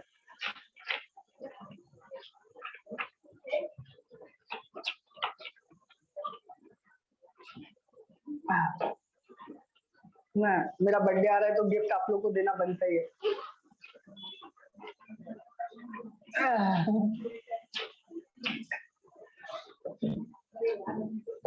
सिर्फ देना है वो टेस्ट, उसका कुछ इम्पोर्टेंस नहीं है, लेकिन उससे पता चलेगा मेरे को कि अपन ने कितना सीखा है, या फिर आपने सीखा भी नहीं है तो बेसिकली आपका जनरल नॉलेज कितना अच्छा है. सारे क्वेश्चन उसके ऊपर ही बेस्ड है, कोई अलग से एक्स्ट्रा मैंने ऐड करके नहीं पूछा. और ये जब आप लोग ने कभी भी बैंकिंग के बारे में पढ़ाई करने का सोचा होगा और आपने बैंकिंग की हिस्ट्री जानने की कोशिश की होगी तो सारे क्वेश्चन उसके ऊपर ही है. ओके, 25 क्वेश्चन, 20 मिनट, और हर क्वेश्चन का 1 माइनस मार्क्स और नो ऑप्शंस. ओके,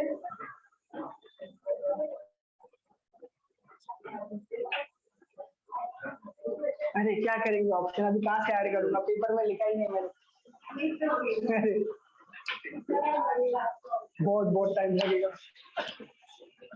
ओके, तो आ जाते हैं जहाँ से अपनी ने शुरुआत की थी. पूरा एक सर्कल अपना खत्म होने आ गया. 3 महीने हो गए मेरे को यहाँ पे आके. जनवरी में मैं आया था, अप्रैल चालू हो गया.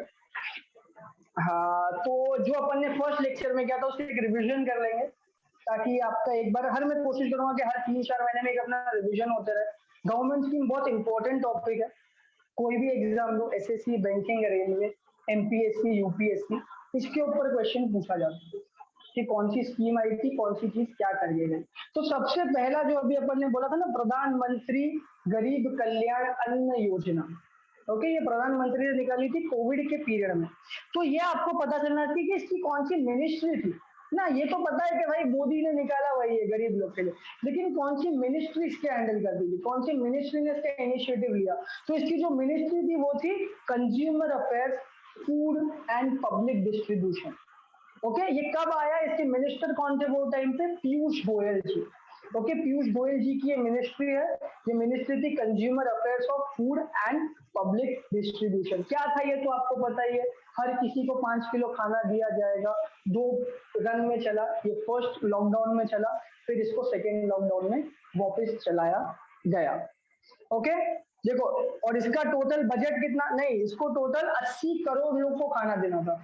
हर 5 किलो 80 करोड़ लोग तक पहुंचाना था ना। ऐसा नहीं था कि सिर्फ गांव में हो रहा था, मुंबई में भी हो रहा था भाई।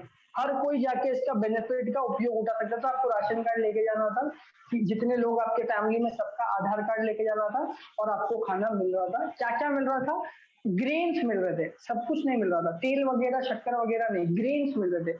मतलब गेहूं मिल रहा था, चावल मिल रहा था, और दाल मिल रहा था। इसको बेसिक नेसेसिटी बोलते हैं ना, आदमी ये 3 खा के जी सकता है ना। आप चावल उबाल के खा सकते हो, आप सूखी रोटी बना सकते हो, आप दाल उबाल के पी सकते हो। तो तेल नहीं मिल रहा था, शक्कर नहीं मिल रहा था। ओके, तेल और शक्कर याद रखना हमेशा लग्जरी फूड में आता है। Okay, salt is a necessity, salt के बगैर आप खाना नहीं खा सकते हो। लेकिन शक्कर आप गुड़ लेके खा सकते हो ना, शक्कर के बदले 40 रुपए का आप शक्कर लेने से अच्छा 20 रुपए का गुड़ नहीं लोगे, तो एक लग्जरी गुड़ होता है। ओके, इसके बाद में आ जाते हैं दूसरा, सखी वन स्टॉप सेंटर। ये मैंने आपको अच्छे से बताया था। इसकी याद रखना, मिनिस्ट्री है वुमेन एंड चाइल्ड डेवलपमेंट। और आपने बचपन से एक सीरियल का नाम तो सुना ही होगा, क्योंकि सास भी कभी बहू थी। तो उसकी जो लीड हीरोइन है वही वुमेन के लिए कुछ ना कुछ करेगी ना। तो स्मृति ईरानी इसकी मिनिस्टर थी। ओके, इन्होंने गंगा मिशन भी कराया था अभी यूक्रेन के टाइम पे। ओके, तो ये सारे के सारे बच्चों को लेके और औरतों को लेके अपने कंट्री में जो भी अफेयर्स होते हैं, ये सारी की सारी स्मृति ईरानी देखती है। तो इसका लॉन्च डेट था 1 अप्रैल 2021, 1 अप्रैल 2021 को लॉन्च किया गया था। मतलब यही महीने में 1 साल पूरा हो गया इसको। ये किसके लिए था, अभी जो औरतों के साथ पब्लिक और प्राइवेट स्पेस में वायलेंस होता है ना, उनको सपोर्ट करने लगा था। किसी दिन आदमी दारू पी के आया, अपनी वाइफ को मार दिया ना, अभी किसी को मैंने आई लव यू बोल दिया, उसने मेरे को मना किया, मैंने उसके ऊपर एसिड फेंक दिया, या मैंने किसी का रेप कर दिया, या ऑफिस में कोई उसको मॉलेस्ट करता है, उसका बॉस उसका एडवांटेज उठाता है, ये स्कीम उनके लिए थी, ताकि आप लोग एक स्टेप उठाओ ना। जब तक कोई औरत जाके किसी को बताएगी नहीं कि मेरे को ये तकलीफ है, तो कोई चाके भी उसकी हेल्प नहीं कर सकता ना। तो ये था कि आप लोग उठो, आप लोग एक कदम उठाओ, अगर आपके साथ ऐसा हो रहा है तो बताओ। आपको पुलिस स्टेशन जाने के शर्म आ रहा है तो हम आपके लिए कॉल सेंटर खोलते हैं, आप ये नंबर पे कॉल करो, आप इनको फोन करके बताओ, आपको हेल्प मिलेगा, आपको सोल्यूशन मिलेगा। अगर आपके जॉब पे ऐसा हो रहा है तो वो बॉस को निकाल दिया जाएगा, लेकिन आपकी जॉब नहीं जाएगी। अगर आपकी जॉब जा रही है तो आपको एक नया जॉब प्रोवाइड होगा ना। जब कोई औरत के ऊपर एसिड फेंक देते हैं ना, तो आपको पता है कितने साल की जेल होती है आदमी को, गेस कर सकते हो, 6 ईयर्स की जेल होती है। ओके, और अगर आप दोनों टाइम काम करते हो ना, तो आप 3 ईयर्स में रिटर्न आ सकते हो। और अगर आपका क्या बोलते हैं बिहेवियर अच्छा हुआ ना, तो उसमें और 6 महीना खाली हो जाता है। मतलब आप 2.5 साल के अंदर घर के अंदर आ सकते हो। लेकिन वो लड़की पे बीती है, उसका स्किन वापस आ सकता है क्या, उसका लाइफ वापस सेम हो सकता है क्या, नहीं ना। इसके लिए जब कोई आपको परेशान कर रहा है तब आप ये स्टेप तब उठाना चाहिए। जब कोई आपके ऊपर एसिड डाल दे तब नहीं उठाना चाहिए। जब आपको कोई अनॉय कर रहा है, जब कोई आपको इरिटेट कर रहा है, तब आपको उनको बताना चाहिए कि भाई ऐसा मेरे साथ हो रहा है, इसका कुछ सोल्यूशन चाहिए। कोई मेरे को मैसेज करके परेशान कर रहा है, कोई मेरे को कॉल करके परेशान कर रहा है, कोई मेरे पीछे पड़ा हुआ है, मैं उसको पसंद नहीं करती हूँ। बहुत लोग लड़कियां सोचते हैं कि हम घर पे बता देंगे, घर वाले हमारा आना जाना बंद कर देंगे, हमारा पढ़ाई बंद करा देंगे। नहीं यार, वो है तो आपके माँ बाप ही ना। अगर आप खुद से उनको बताओगे कि ऐसी कोई तकलीफ है, तो वो आपके भले के लिए कोई सोल्यूशन ढूंढेंगे ना। ओके, तो इसके लिए टोटल 701 सेंटर खोले गए इंडिया के अंदर। ओके, टोटल 35 स्टेट्स और यूनियन टेरिटरीज, मतलब इंडिया के हर कोने में है। ओके, और ये लॉन्च हुआ था 1 अप्रैल 2015 को। ओके, इसके अंदर अभी और 300 सेंटर ऐड कर दिए गए, मतलब ये 701 से 1001 हो गए। ओके, ये खाली इंडिया के अंदर नहीं है, इंडिया ने इसको बाहर 12 देशों में, 9 और देशों में खुलवाया है। ओके, जैसे कि Australia, Canada, Singapore, Bahrain, Kuwait, Oman, कतार, यूएई, सऊदी अरेबिया। क्यों आप देख रहे हो इतने के सारे मुस्लिम या अपने सऊदी अरेबिया की कंट्रीज है? क्योंकि क्या होता है ना, यहाँ पे लोगों को जॉब चाहिए होती है फीमेल को, वहां पे बोलते हैं हम आपको मेड का जॉब के लिए लेके जा रहे हैं या आपको कोई और जॉब के लिए लेके जा रहे हैं, और वहां पे फिर आपको प्रोस्टिट्यूशन रैकेट में फेंक दिया जाता है ना। आपको बोल के लेके जाते हैं दुबई, आपकी टिकट तो है दुबई की, लेकिन आपको बाद में किधर शारजाह में भेजा हुआ है जहाँ पे मिलिट्री रूल चल रहा है, वहां पे आप कुछ नहीं कर सकते। ओके, तो इसके लिए वहां पे भी सेंटर खोला गया है कि आप सिर्फ एक कॉल करो, पूरा इंडियन एम्बेसी आएगा आपको बचाने के लिए। ओके, ये था वन स्टॉप सखी सेंटर। ये थी ministry of women and child development, इसकी मिनिस्टर है स्मृति ईरानी। इसका लॉन्च डेट था 1 अप्रैल 2015। ओके, मतलब इसको 7 साल अभी होने आए। ये चालू हुआ था 701 सेंटर से, अभी इसके टोटल है 1001 सेंटर। ये इंडिया के हर स्टेट और यूनियन टेरिटरी में है, प्लस बाहर की 9 कंट्रीज में है, जैसे कि Australia, Singapore, Canada, Bahrain, Kuwait, Oman, UAE और सऊदी अरेबिया। ओके, समझ गया सबको? चलिए आगे। ओके, तो 2021 में एक बड़ा अच्छा हुआ था, इंडिया और बांग्लादेश, मतलब बांग्लादेश को आजाद होके टोटल 50 साल पूरे हो गए थे। ओके, तो आपको याद रखना है कि वहां के जो प्राइम मिनिस्टर है उनका नाम है शेख हसीना, शेख हसीना, और वहां के जो प्रेसिडेंट है उनका नाम है अब्दुल हमीद। ओके, तो उन्होंने क्या बोला कि 50 साल हो गया भाई, इंडिया ने हमको बहुत आजादी में हेल्प किया था, आपकी वजह से हम आजाद हो पाए, नहीं तो हम पाकिस्तान से कभी वॉर ही नहीं जीत पाते। तो उन्होंने पीएम मोदी को इन पेड, मतलब पूरा का पूरा खर्चा वो लोग उठाएंगे, इसके लिए बुलाया था कि आओ आप हमारा इंडिपेंडेंस डे है, आके इधर बैठो। तो क्या क्या हुआ गया ये देखेंगे अपन। ये गोल्डन जुबली थी, मतलब 50 साल पूरे हो गए थे इंडिया बांग्लादेश के, इसको डिप्लोमेटिक, मतलब 50 साल से इंडिया और बांग्लादेश के बीच में कोई मुठभेड़ नहीं हुआ, प्लस बांग्लादेश का ये गोल्डन जुबली इंडिपेंडेंस डे था ना। जैसे अपना अभी कितना है 81, 1950 है ना, 50, 70, 76। ओके, फिर इसके बाद में ये ओकेशन पे क्या क्या हो गया, गवर्नमेंट ऑफ इंडिया ने बोला कि हम लोग बांग्लादेश के 1000 बच्चों को इंडिया में फ्री स्कॉलरशिप देंगे। आप लोग इंडिया में आके फ्री में पढ़ाई कर सकते हो, आपके 100 बोलो 1000 बच्चों को फ्री में स्कॉलरशिप दी जाएगी, यहाँ पे आके आप लोग पढ़ सकते हो।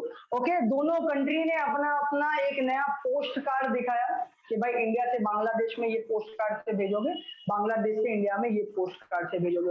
इसके बाद में इंडिया ने अपनी यूनिवर्सिटी ऑफ दिल्ली में बांग्लादेश, मतलब बंगाली करके एक सब्जेक्ट ही डाल दिया कि इंडियन लोग को अगर बंगाली कल्चर के बारे में सीखना है, बांग्लादेश के कल्चर के बारे में सीखना है, या फिर बांग्लादेश से कोई आके इंडिया में पढ़ाई करता है, तो वो लोग ये सब्जेक्ट के बारे में पढ़ सकते हैं। फिर बांग्लादेश के पीएम ने रिक्वेस्ट किया कि जो अपना बॉर्डर है उसका नाम चेंज कर देना चाहिए, उसका नाम चेंज करके उन्होंने कर दिया संजीतो शोक्रो, मतलब बेस्ट फ्रेंड्स फॉरएवर।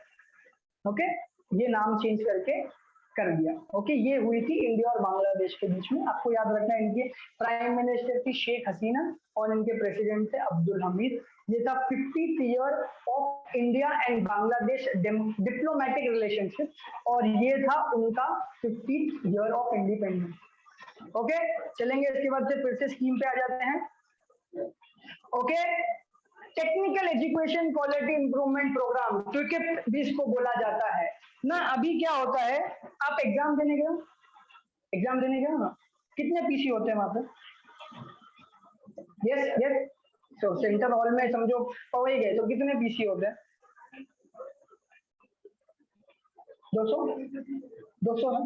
लेकिन सोचो आपको डोंबिवली से पवई जाना पड़ रहा है एग्जाम देने के लिए, क्यों? बीच में कोई और कॉलेज नहीं है जिसके पास इतना कैपेसिटी हो ना। तो ये इसकी मुश्किलें थी कि हर एरिया में जो भी कॉलेज या स्कूल है उनके पास लेटेस्ट टेक्नोलॉजी हो, उनके पास अच्छे डिवाइसेस हो ना। अगर मैं आज आपको टैली सिखाऊं तो मैं आपको टैली 11.5 में सिखाऊं ना तो फायदा है, अगर मैं आपको टैली 6.9 या 7.1 में सिखाऊंगा तो कोई मतलब है नहीं ना। तो ये स्कीम इसके लिए था कि अगर आपके पास कंप्यूटर है तो लेटेस्ट हो, अगर सॉफ्टवेयर है तो लेटेस्ट हो, अगर एजुकेशन दे रहे हो तो लेटेस्ट दो, पुरानी दे के कोई मतलब नहीं है।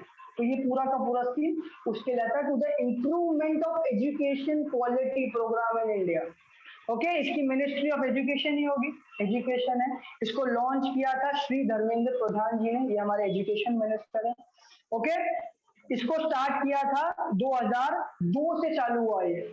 सोचो इतना टाइम हो गया लेकिन अभी तक डेवलपमेंट नहीं हो रहा। ओके, इसका ऑब्जेक्टिव यही था to improve the quality of technical education and enhance, enhance मतलब अच्छा करो, एनहांस द कैपेबिलिटीज। ओके, ये इसका फेज 3 चालू है, मतलब जो 2001 से चालू था फेज 1 था, 2002 से सॉरी, फिर उसके बाद में फेज 2 चला और अभी फेज 3 चल रहा है। ओके, अगले पे आ जाएंगे। ओके, एक और बात, ये जो स्कीम है ना इसको 2022 में चेंज कर दिया गया, इसका नाम है ना मेरिटी कर दिया गया, multi dispensary education and research improvement technical education scheme. वो खत्म हो गई जो टूकेप थी, उसका नाम चेंज करके मेरिटी कर दिया गया। ओके, कब हुआ ये? 2021 के एंड में। ऑब्जेक्टिव सेम रहा, सब कुछ सेम रहा, मिनिस्ट्री ऑफ एजुकेशन के अंदर ही आया और मिनिस्टर धर्मेंद्र प्रधान जी ही थे। ओके, इसके लिए टोटल 10,000 करोड़ का बजट है, याद रखना। ओके, इसके बाद में आ जाते हैं संवाद scheme, ministry of women and child development. फिर से तो इसकी भी मिनिस्ट्री कौन रहेगी? स्मृति ईरानी जी। ओके, संवाद का फुल फॉर्म जान लेते हैं, support advocacy and mental health intervention for children in vulnerable circumstances. मतलब जो वनरेबल मतलब जो बच्चा है 14 से पहले, 14 से पहले उसको बच्चा गिना जाता है। अब कैसा हो जाता है ना, समझो मैं 90 में हमेशा 100 मार्क्स लाता था और अचानक से मेरे को 99 मार्क्स आ गए। मार्क्स अच्छे है कि नहीं? अच्छे हैं ना, लेकिन मेरे पेरेंट्स को चाहिए था कि मेरे को 100 मार्क्स के, तो वो मेरे को बोलने लगते अरे देखो तो 100 आना चाहिए था, देखो तो 100 आना चाहिए था। तो वो बच्चे पे जब वो प्रेशर बढ़ता है ना, जब वो स्ट्रेस आता है ना, तो वो वनरेबल स्टेट में हो जाता है, वो खुद को है ना इंटीरियर मानने लगता है ना। 99 मार्क्स में 3 लोग पास हो सकते हैं, 3 लोग पास हो सकते हैं, दो लोग, अगर 2 लोग को बांट दिया जाए तो 50-50% आ सकते हैं। लेकिन उनके मॉम डैड को वो 1 मार्क्स का प्रॉब्लम है ना, वो भी उसका बुरा नहीं चाहते, लेकिन उनकी एक्सपेक्टेशन ही हाई रहती है। और जब बच्चे को लगता है कि मैं उनके एक्सपेक्टेशन पे पूरा नहीं उतर रहा, तो वो खुद को हार्म करने लगता है, वो खुद को एक फेलियर मानने लगता है। ओके, फिर बुलिंग होती है। जैसे ये था एक केस, बुलिंग का केस ज्यादा है ना, स्कूल में आप थोड़े मोटे थे,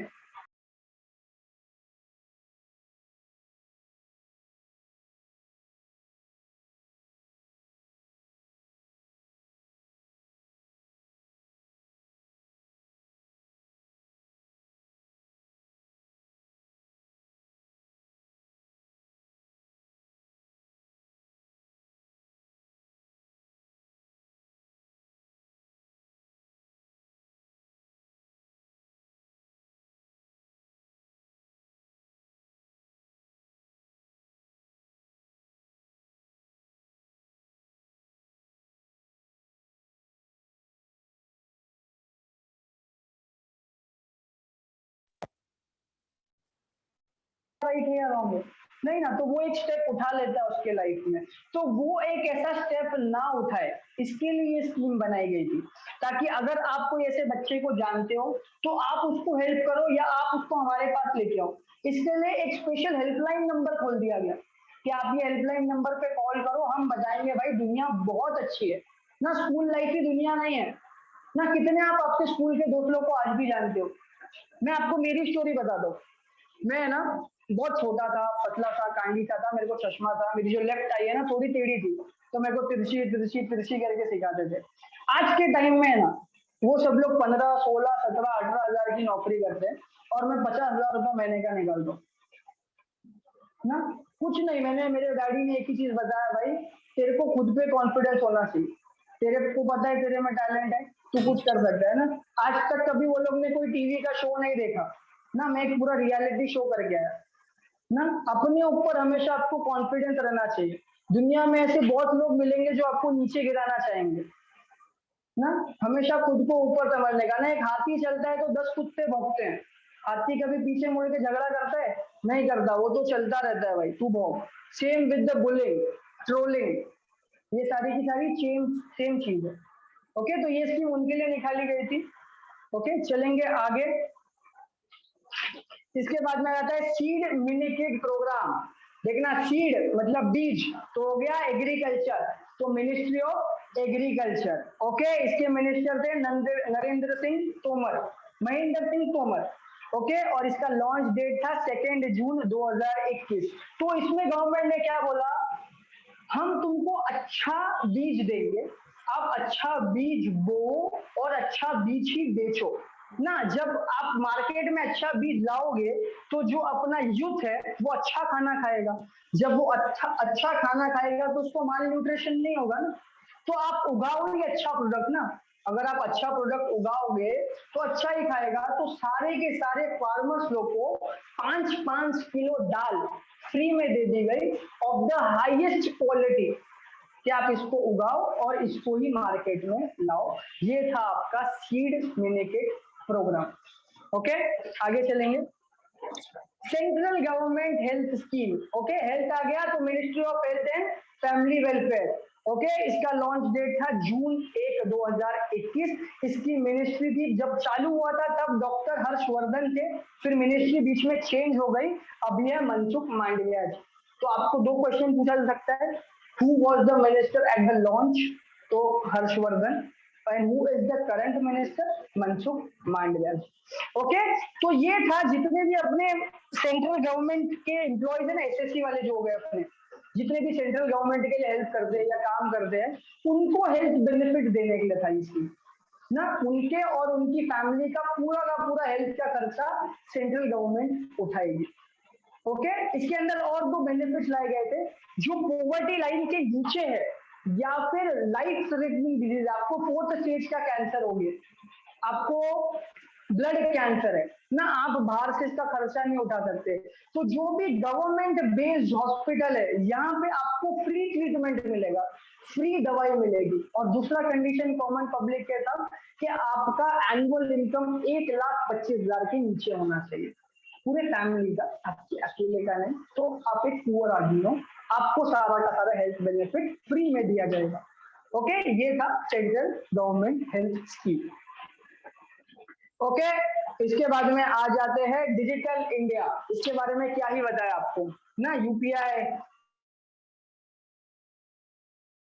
फोन पे, पोस्ट पे, सारा का सारा डिजिटल इंडिया का मेन जो जो बूस्ट किया है ना डिजिटल इंडिया को, it's the UPI payment system.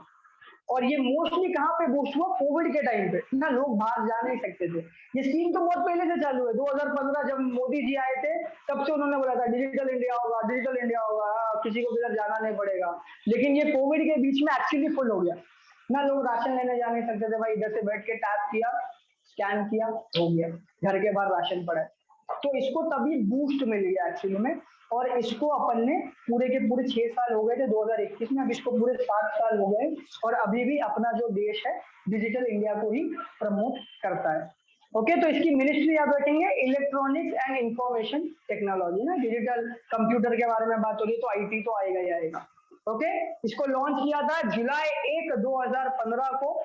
Okay, और जब ये लॉन्च हुआ था तब इसके मिनिस्टर थे रविशंकर प्रसाद, और अभी इसके मिनिस्टर है श्री अश्विनी वैष्णव। ओके, चलेंगे आगे। सॉरी, फेम इंडिया फेज 2, अभी सुना था थोड़ी देर पहले अपन ने। ओके, तो मिनिस्ट्री ऑफ हेवी इंडस्ट्री के अंदर आता है ये। जब ये लॉन्च हुआ था इसका फेज 1 ये हुआ था 2015 से लेके 2019 तक, 4 साल चला इसका फेज 1। ओके, इसके बाद में इसका फेज 2 चालू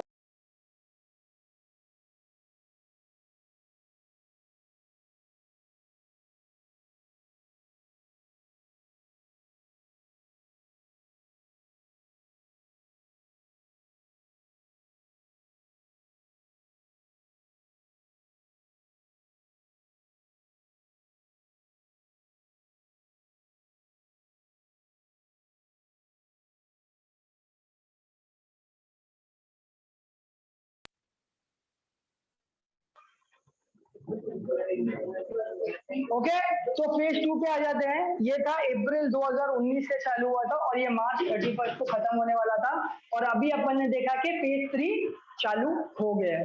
ओके, बराबर ना, लाइन में चल रहा है, बंद नहीं हुआ, गवर्नमेंट ने स्कीम को बंद नहीं किया। ओके, तो इसके करंट यूनियन मिनिस्टर है महेंद्र नाथ पांडे जी। ओके, इसका मेन फोकस था, मैंने आपको बोला कि इलेक्ट्रिसिटी के ऊपर इसको फोकस करना था।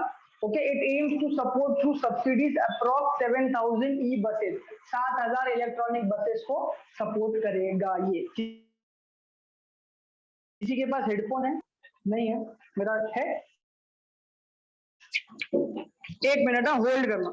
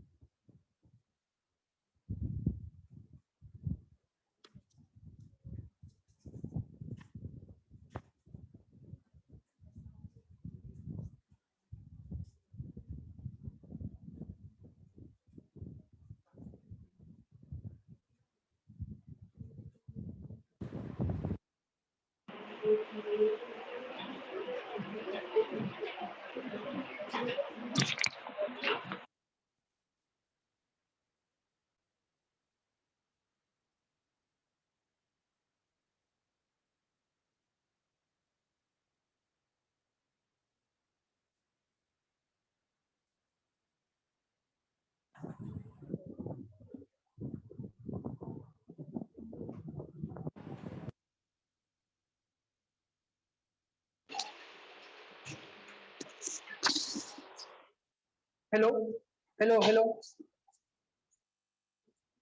चेक करना परेशान आवाज आ रहा है।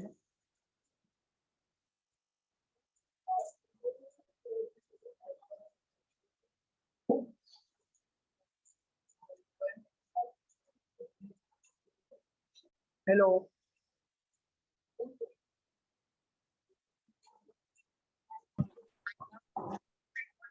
हेलो हेलो, आवाज आ रहा है? आ रहा है ना?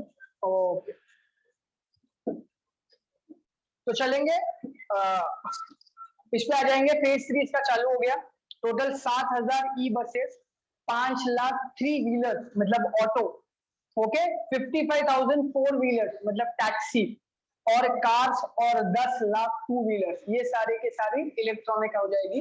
इसके अंदर पूरा इलेक्ट्रिसिटी आ जाएगा। ओके, ये था अपना फेम इंडिया फेज। ओके, अभी फेज 3 हो गया, फेज 2 नहीं रहा। ओके, स्वामी इन्वेस्टमेंट फंड, इन्वेस्टमेंट आ गया तो मिनिस्ट्री ऑफ फाइनेंस। ओके, ये था special window for affordable and mid income housing society. अच्छा, बड़ा प्यारा स्कीम है, इसको सिखाने के लिए भी हमको बड़ा मजा आता है। तो क्या होता है ना, अब कोई बिल्डिंग है, समझो अज्यूम करते ये बिल्डिंग है, और ये बिल्डिंग का बिल्डर भाग गया। अब भाग गया, बिल्डिंग पूरी खड़ी कर दी, पूरी खड़ी कर दी, लेकिन ना टॉयलेट लगाना भूल गया, दरवाजा लगाना भूल गया, गलती से ट्यूबलाइट लगाना भूल गया। तो अब अपन तो नहीं लगा सकते ना पूरी बिल्डिंग में, अपन तो अपने घर का होगा तो कर लेंगे। तो गवर्नमेंट क्या बोलती है, अगर ऐसा कोई लास्ट स्टेज कंस्ट्रक्शन बाकी है ना, बिल्डिंग बन गई, बिल्डिंग को कलर नहीं किया, तो ये खर्चा हम उठाएंगे। गवर्नमेंट ये खर्चा पूरा का पूरा उठाएगी और आपको घर बना के देगी। और ऐसा एक सक्सेसफुल प्रोजेक्ट है भी मुंबई के अंदर। ओके, हम उसका नाम देखेंगे। इधर गया इसका नाम। हाँ घर घर घर क्यों मिलेगा तेरे को, वो जो रहता है वो वहां पे रहेगा ना। ओके, ये वेस्टर लीज करके एक जगह है मुंबई के अंदर, वहां पे घर बनाया गया और घर दिया गया। ओके, ये है रावोसोली पार्क में ये जगह। ओके, प्रॉपर मुंबई के अंदर है ये जगह। ओके, तो पूरा का पूरा लास्ट स्टेज कंस्ट्रक्शन गवर्नमेंट ने किया। ओके, और इनको घर दिया गया, वर्चुअली घर दिया गया। किसने दिया? सीतारमन। ओके, सीतारमन कौन है अपने फ्रेंड? ओके, उन्होंने, हाँ हाँ, बिल्डर बिल्डर भाग गया या बिल्डर बैंकरप्ट हो गया ना, तो अब क्या करेगा? इतने सारे लोग तो रोड पे नहीं रह सकते ना। हाँ, तो एक्स्ट्रा रूम गवर्नमेंट का हो जाता है। हाँ ओके, एक्स्ट्रा रूम गवर्नमेंट का हो जाता है, टेंशन मत ले। वो लॉटरी में आएगा, लॉटरी लगता है ना उधर, हाँ माड़ा वाला। ओके, इसके बाद में startup India seed fund scheme. चलो अभी बताइए कौन सी मिनिस्ट्री होनी चाहिए?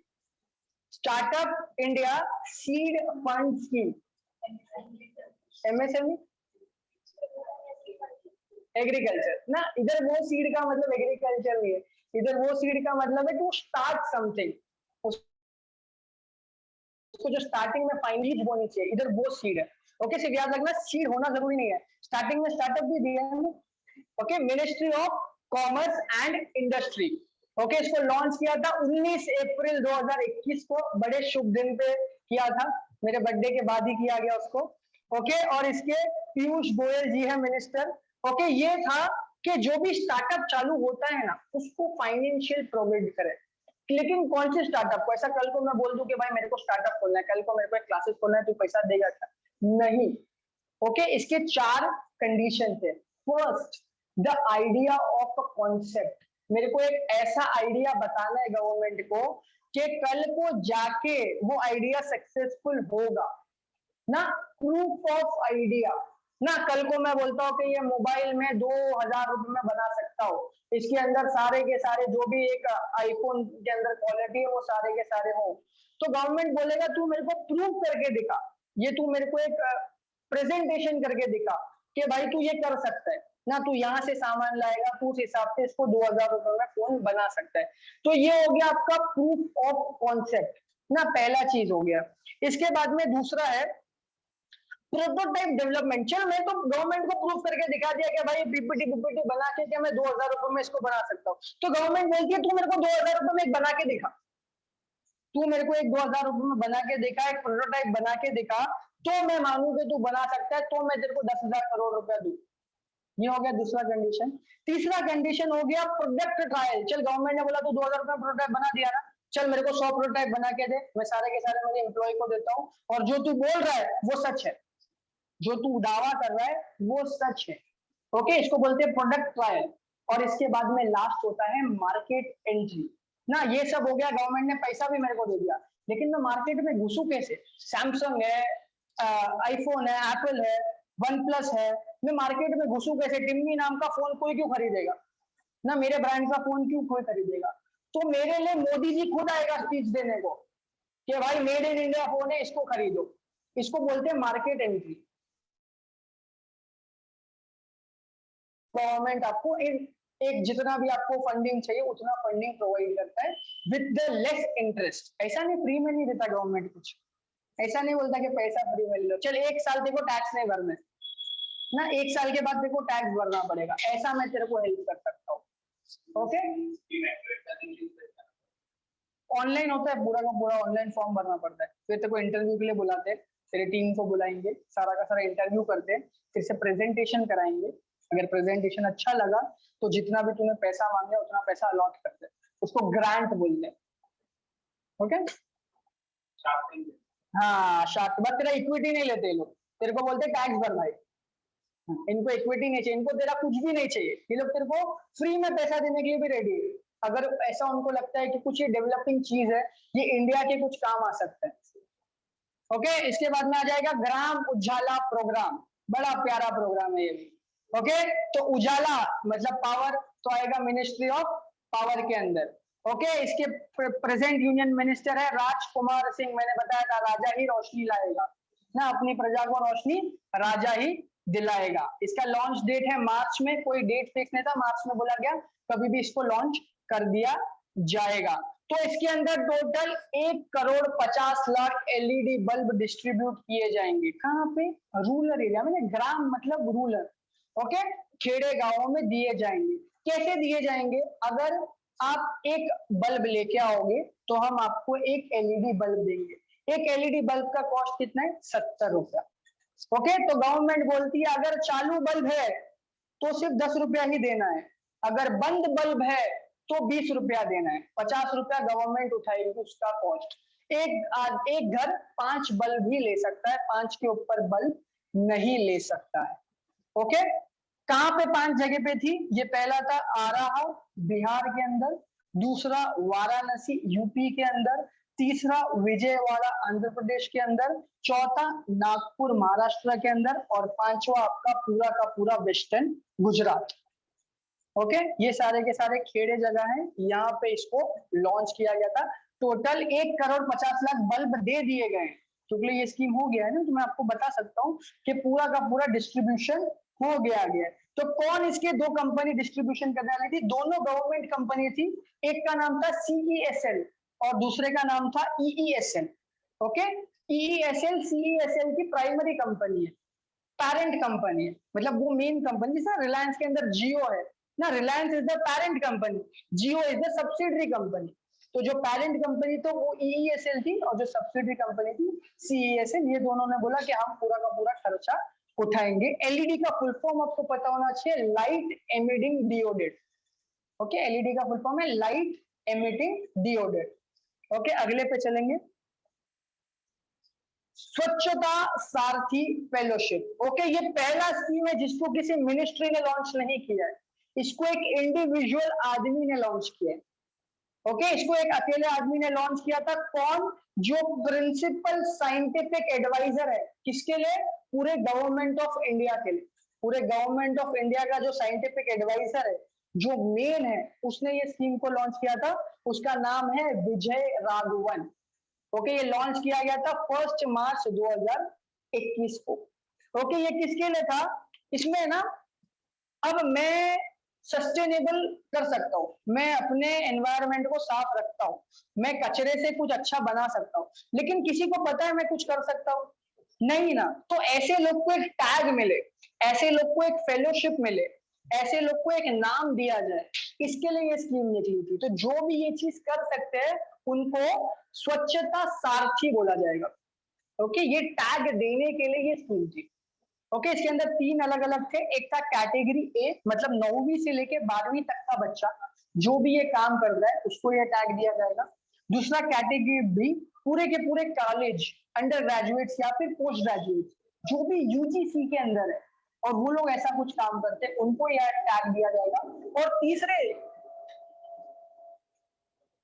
तीसरे जो म्युनिसिपैलिटी के लिए काम करते हैं, लेकिन उनका काम क्या है? सिर्फ झाड़ू मारना, लेकिन फिर भी वो लोग कुछ अपने से एक कदम आगे जाके कर रहे हैं, तो उनको ये फेलोशिप दी जाएगी। ओके, चलेंगे आगे। Mega investment textile park. Okay, textile सुन लिया, ministry of textile. Okay, minister कौन है मिनिस्टर ऑफ टेक्सटाइल के? अभी भी पीयूष गोयल जी। मैंने आपको तभी बोला था कि ये होमवर्क कर लेना, कि घर पे जाके कैबिनेट और यूनियन मिनिस्टर के नाम याद कर लेना, बहुत इंपॉर्टेंट है, बहुत इंपॉर्टेंट है। ओके, लॉन्च डेट था फरवरी 2021। तो ये था ताकि इंडिया में टेक्सटाइल इंडस्ट्री इतनी अच्छी हो जाए कि बाहर से कोई कंट्री अपने इधर आके इन्वेस्ट कर सके। अपना इंडस्ट्री ऐसा होना चाहिए जैसे जर्मनी, जापान, कोरिया के अंदर है। ओके, तो इसके अंदर टोटल 7 टेक्सटाइल पार्क बनने वाले थे, छोटे नहीं, मेगा टेक्सटाइल पार्क बनने वाले थे। एक मैंने आपको बताया राजस्थान में बना है, 6 और बनने बाकी हैं। तो ये था to attract financial investment outside of the Indian country, बाहर के कोई देश का आके अपने देश में पैसा लगाए। एक एग्जांपल ले लेंगे फेसबुक का और जियो का। वाई मार्क जकरबर्ग ने इतना पैसा जियो कंपनी में लगाया? क्या जियो तो इतनी छोटी भाई इंटरनेट, क्या इंटरनेट भी नहीं, टेलीकम्युनिकेशन प्रोवाइड करने वाली कंपनी है, उसको फेसबुक से क्या लेना देना है ना। तो जियो ने ना बड़ा स्मार्ट गेम खेला। जियो ने क्या बोला, अगर आपके पास जियो का सिम कार्ड है तो आप फ्री में फेसबुक यूज कर सकते हो ना, 1 साल आप फ्री में फेसबुक यूज कर सकते हो। और याद रखना, Facebook is not a social media company, it's an ad revenue company. जब भी आप फेसबुक खोलते हो और वो एड पे आप क्लिक करते हो तब फेसबुक पैसा कमाता है। आपके दोस्त फोटो डालते हो, आप उस पर लाइक करते हो और कमेंट करते हो, उससे फेसबुक को कोई प्रॉफिट नहीं हो रहा। उसको प्रॉफिट हो रहा है जब वो एडवर्टाइजमेंट आप देखते हो और उस पर कभी क्लिक कर देते हो, उसके कोई गेम सेक्शन पे क्लिक कर देते हो, तब वो पैसा कमाता है। आपके एक क्लिक पे वो $1 कमाता है। ओके, तो it's an ad revenue company, it's not an social media company. लोग कंफ्यूज हो जाते हैं कि फेसबुक है भाई सोशल मीडिया के लिए, कभी उसका ये प्लान ही नहीं था कि उसको एक सोशल मीडिया कंपनी बनाना है। उसका प्लान हमेशा से यही था कि उसको एक एड रेवेन्यू कंपनी बनानी, क्योंकि उसको पता है सोशल मीडिया पे ही एड रेवेन्यू बन सकता है ना, जहाँ पे लोग एंगेज करेंगे वहां पे ऐड देखा जाएगा ना, और कहीं पे तो ऐड नहीं देखा जाएगा। देखो पहले फेसबुक है ना सिर्फ मैसेजिंग के लिए हुआ करता था, विद इन 6 मंथ उस पर न्यूज फीड आया, विद इन 2 ईयर्स उस पर मार्केट प्लेस आया, विद इन 3 ईयर्स वहां पे गेम सेक्शन आ गया, विद इन 4 ईयर्स को पूरा का पूरा एक डिजिटल एरिया हो गया, आप उधर से सब कुछ कर सकते हो भाई, कपड़े भी खरीद सकते हो अभी तो फेसबुक के ऊपर से ना, मार्केट प्लेस पूरा का पूरा खोला है, लोगों को डेट कर सकते हो, पूरा का पूरा एक डेटिंग सेक्शन है, इंडिया में नहीं है बाहर कंट्रीज में, इंडिया में अभी तक वो डेटिंग सेक्शन नहीं आया। ओके, तो ऐसा सब कुछ कर सकते हो, तो ये एक एड रेवेन्यू कंपनी है, तो उसको फायदा हो गया, एक छोटी सी कंपनी आपका 1 साल तक फ्री एडवर्टाइजमेंट कर रही है, तो आप उसमें इन्वेस्ट करोगे कि करोगे नहीं? अगर कल को मैं फोकस को बोलूं कि भाई मैं तेरा रोज एडवर्टाइजमेंट करूंगा 1 साल तक गोरेगांव के अंदर फ्री में, तो वो मेरे को बोलेंगे कि नहीं, कि आप एक गोरेगांव में ब्रांच खोल लो भाई, हम आपको खोल के देते हैं, करेगा ना? सेम जियो ने किया, 1 साल तक फेसबुक का फ्री में एडवर्टाइजमेंट किया, तो फेसबुक ने बोला भाई ये तो कुछ कर रहा है अपने, तो अपन इसमें इन्वेस्टमेंट करेंगे, तो उसने 500 मिलियन का इन्वेस्टमेंट दे दिया मुकेश अंबानी को। तो ऐसे ही चाहता है कि इंडिया में जो टेक्सटाइल इंडस्ट्री हो, बाहर से अपन फाइनेंस लेके आ पाए ना, जब बाहर से फाइनेंस आएगा तो इकोनॉमी जनरेट होगा।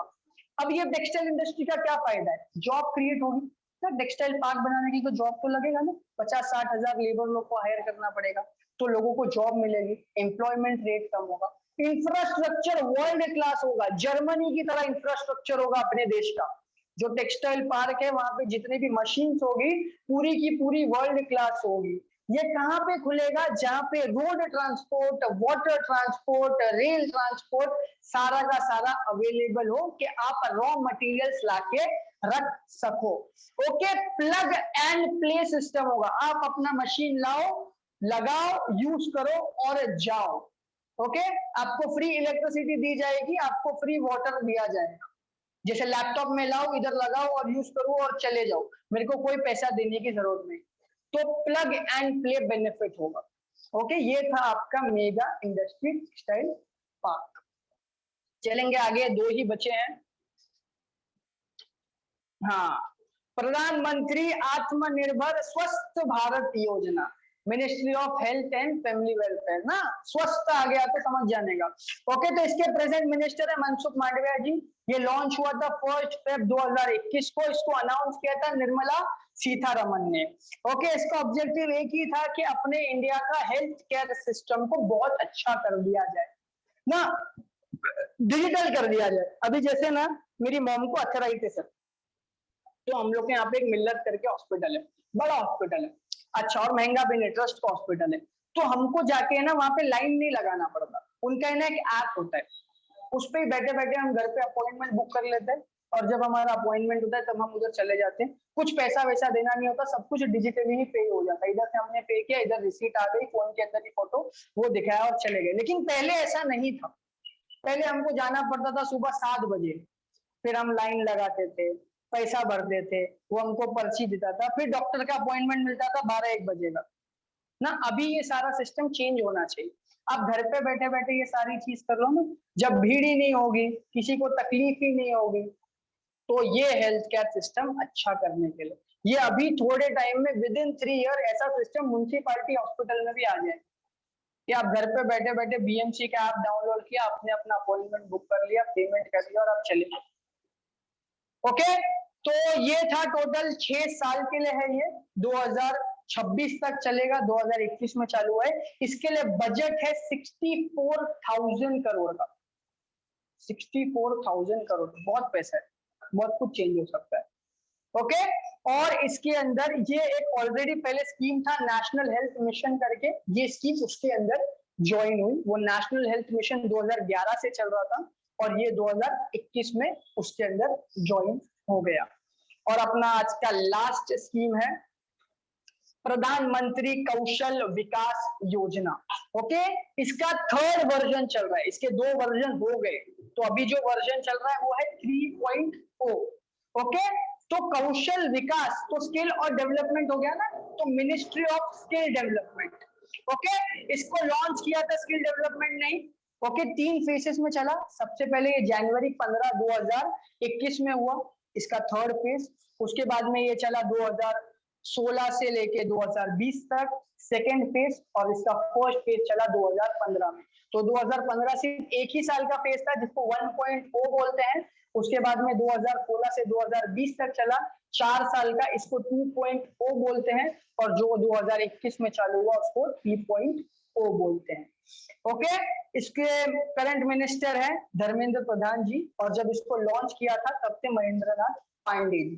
ओके, ये इसके लिए ही था जो भी गवर्नमेंट एम्प्लॉयज है ना, या जो गवर्नमेंट एग्जाम की तैयारी कर रहे हैं, या जिनको गवर्नमेंट में जॉब करना है, तो उनके पास है ना एक एक्स्ट्रा स्किल होना चाहिए ना। इसके लिए आपका स्किल टेस्ट किया जाता है एसएससी के अंदर कि आपको टाइपिंग आता है क्या नहीं, आपको कंप्यूटर यूज करने आता है क्या नहीं, या फिर फिजिकली आप लोग फिट हो या नहीं। एक एक्स्ट्रा स्किल आपके पास होना चाहिए ना। वी आर डेवलपिंग कंट्री, कुछ टाइम में कंप्यूटर सब चीज को रिप्लेस कर देगा, तो आपको वो कंप्यूटर तो यूज करने आना चाहिए ना। तो इसके लिए ये एक एक्स्ट्रा स्किल आपको देने के लिए ये मिशन था। ओके, यहाँ पे अपना पूरा का पूरा 2021 से लेके 2022 तक का जो भी इंपॉर्टेंट गवर्नमेंट स्कीम था सारा का सारा आपने देख लिया। टोटल 12 या 13 ही थे, सारे इंपॉर्टेंट थे, बड़े अच्छे से अपन ने कर लिए। ऐसे आप देखने जाओगे तो 100 है, लेकिन जो इंपॉर्टेंट थे वही अपन ने चुन के लाए और वही किए। ओके, कुछ तकलीफ, कोई डाउट, कोई क्वेश्चन? समझ गया सबको अच्छे से? चलिए, कितना बच गया? 144।